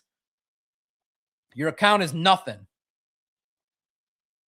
You're back to the basement. Now grind and get back to it. Eventually, too, guys, There's something that a lot of the outside analysts this year said that was smart is it's regression to the mean. Last year, you made so many fourth down calls and you came back in so many games that it just came back this year that it didn't work out. You're 8-7 team. You're mid. You're an average team. And I presume they go 1-1 their last. You're a 9-8 team. That's about right. As we cross the 3-hour mark, you're a 9-8 team, as some people said. Damn, that Vegas is no joke. They called 10.5. Vegas wants their money. Some people say 8-9. I think you beat Minnesota. But 4 days rest, who knows? Could you imagine we spent all this time lamenting their demise and the Packers without Jordan Love lose the next 2 games and you win the next 2 games? But I just think that, again, who's going to sell you that this football team is going to win games in the playoffs? You know what to tell those people that try to sell you that. That'd be a nice ride. Maybe when everybody jumps off the ship, then they go forward. But I don't think you beat the Bears. I think Ben Johnson's waiting to do some things to you. We lost our toughness. Yes. Yeah, you lost a little bit of the heartbeat and soul of what makes a team win. You said it. You said it. Man, it is tough. It's tough because we wanted to see the next step. Last year was a prime opportunity, but all those injuries, Aleem, Aiden, you had a 15-win season and you're the number 1 seed and you lose to the Commanders. But the Commanders took a step back. So there is still hope, but I just think that this year will prove to be the year of transition and growth. If Brad Holmes is able to learn from the mistakes that were made, devastating mistakes, real mistakes. Remember, there were debates now that got cleared up. Draft and develop only doesn't work. Facts. You can't just say draft and develop. You have to master. Remember, Brad Holmes, and I said it earlier, Brad Holmes was a college scout, head of college scouting for the Rams. Now he becomes a general manager that you're going to like for the next 15 years. I know it. He'll learn, like, oh, man, I got to become better at who's in this league. I got to become better at who can ball, and when I go pluck him, he plays well for us. You got to get free agents. You got to make trades. You got to improve the team in all facets. And this offseason, guys, I think some guys are going to leave that you're going to be surprised by. You got to freshen it up. New voices, new hunger, new peeps. And the anger that we felt today, the grief that we feel today will be paid off with the growth of a general manager that adds talent in a better way. No more projects. You don't get a redshirt year. You come in as a draft pick if you're going to make it an investment and you get after it. And remember, I think this offense next year is going to be really solid with the growth of Tesla, the growth of Jahmyr Gibbs, and some tweaks and a healthy offensive line with some better depth. The offense will take care of itself when you replace the offensive coordinator. Upgrade that. The offense gets back on track. The defense will learn. Kelvin Shepard will be diligent to change the scheme. That scheme don't work. That don't play here. You know, guys, in all honesty, if you took away the Pittsburgh Steelers offense, the Lions defense played pretty good. You know, outside of Jalen Warren busting those 45-yard runs, the Lions' run defense was pretty good. Can't sell that here in Detroit. You got to fix it. Aiden will be better, stronger. Aleem McNeil will be better, stronger. Malcolm Rodriguez better, stronger. And you will have a better team. You'll lose. I think you got to, and also too, when you have a situation like Alex Anzalone, you trade him. You don't, too much noise. You're going to probably let him go for nothing.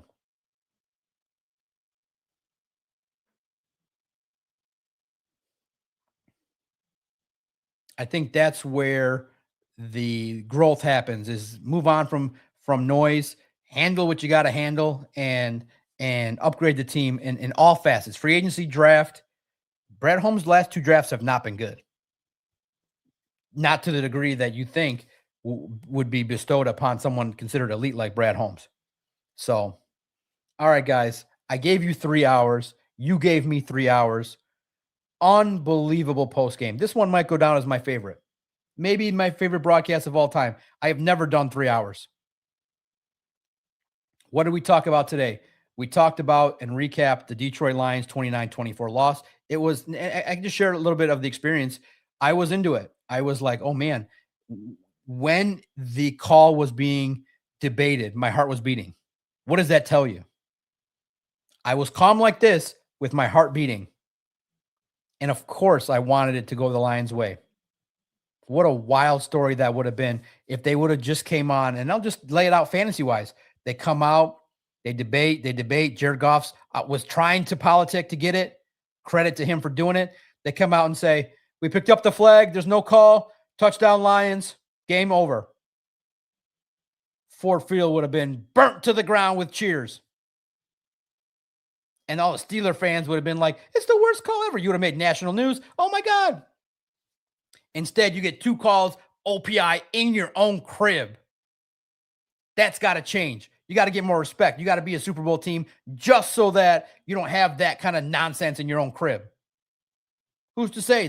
The officials have made brutal calls forever. Why did they have to install? I mean, you were right there. You don't call OPI on Tesla. The Lions are a marketing NFL dream. Ratings galore. Why are you calling an offensive pass interference? And I think they have to have a red zone flag review system. All penalties within the 10-yard line have to be reviewed. Is it a penalty? Is it a penalty? Just like college. You see something in the 10-yard line, it has to be sacred. You can't call a fake OPI on a rookie kid. You just let that kid who had a touchdown in a decent game when we've been asking for it, you let him feel like now he's going to be going back and forth, kicking himself, going, did I block wrong? Did I do this? Did I do that? And credit to Goff for letting him know that he shouldn't be down on himself. Why are you doing that to a kid? Amon-Ra was a penalty. But that was predicated because you called the Tesla one. Why would you do that to a kid? Why can't the league fix it? Why does it got to go down like that for a kid of that stature? That's bogus. And that's why I saved it for the last 2 minutes of the show. It wasn't an excuse. You didn't deserve to win, but you didn't deserve that either. OPI on a rookie when he's pushed into the dude.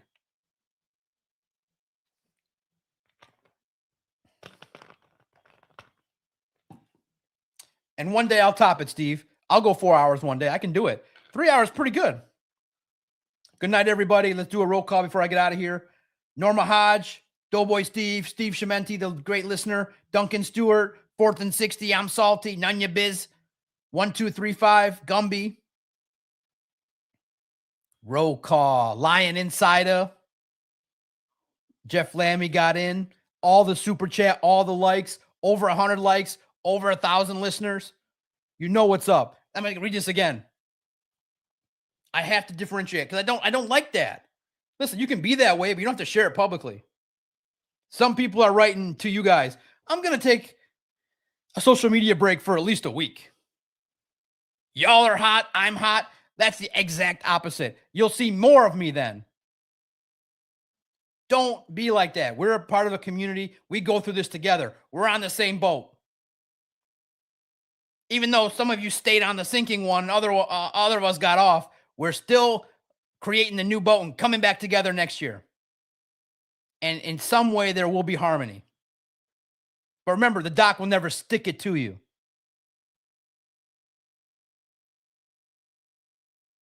No, you listen. That's all good. Some days you chat. Some days you're in. I know, man, the sickness came. Hopefully you liked my energy for 3 hours. X the Trim Reaper. You never have to apologize. Sometimes the word people have been using on here, you just lurk and pay attention. That's great too. If you ever come in and just want to listen, you're all good. Just give a shout out and enjoy the show. Say, hey, shout out, Doc. I'm going to enjoy the show. Drop a big super chat. But I hope you feel better. Thank you for tuning in. It means a lot. Look at this nonsense. Notorious STBG. That's not one of the last things I'm going to read. Gumby, yes. If you're a member, your last chance to spam the emojis. Me, Hefe Booner, we did 3 hours for you guys. You did 3 hours for me. We talked about why the Lions lost. The playoffs hopes are slim. The Packers have to lose. You have to win. And none of those things are happening. And remember that in the playoff scenarios, the key moving forward is the part where the Lions have to win. Oh, the Lions just win 3 games and this. No. Rewind. Remember, the doc asked Dan Campbell on Friday last week, what's the recipe to stack wins? He said, I'm tired of answering that.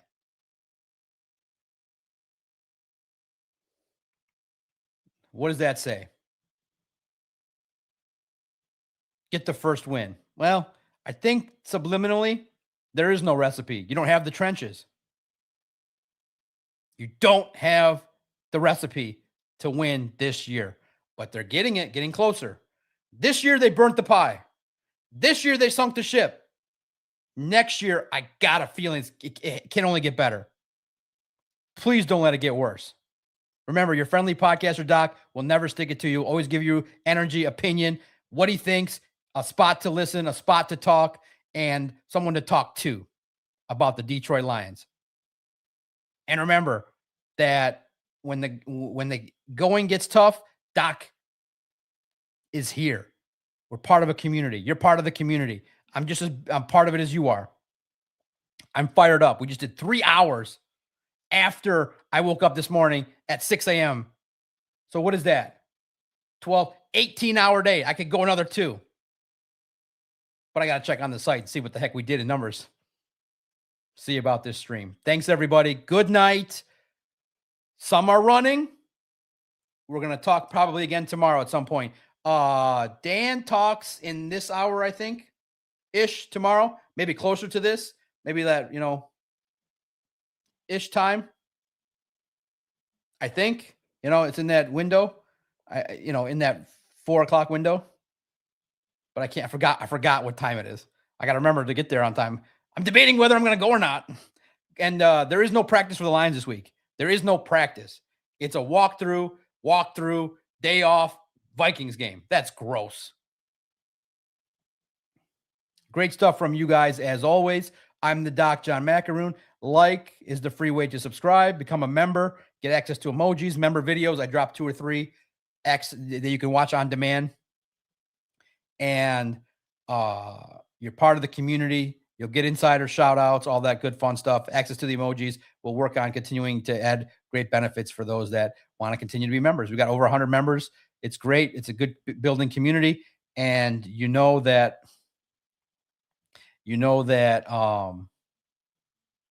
this is going to be fun because it's only going to keep growing. I'm only more and more passionate to do this. And I enjoy the opportunity to break down the Detroit Lions. Hopefully you felt it was fair, balanced, reasonable. And I look forward to talking to you guys tomorrow. This has been the Lone Wolves Detroit Lions podcast, made possible thanks to OnSI, the greatest sports partner in the world. They let me be me. They let me be creative, and we can handle our business. And again, if you ever lurk or you miss a live show, check it out, catch a replay, do what you got to do. And in the end, leave a comment, afterwards. Thanks, everybody. Let's talk probably tomorrow, maybe before Dan, or maybe after, maybe tomorrow evening, 10 o'clock, and maybe again, or whatever. It's a later stuff for us tomorrow, but maybe we'll hop on again, or maybe we'll let this one marinate. We'll see how it plays out. But we'll talk soon, at the very latest Tuesday. I look forward to it. Good night, everybody. And in the end, the Lions will rise again. They will restore the roar. We're getting kicked. It's the sad face today, but the Lions will restore the roar. Hopefully.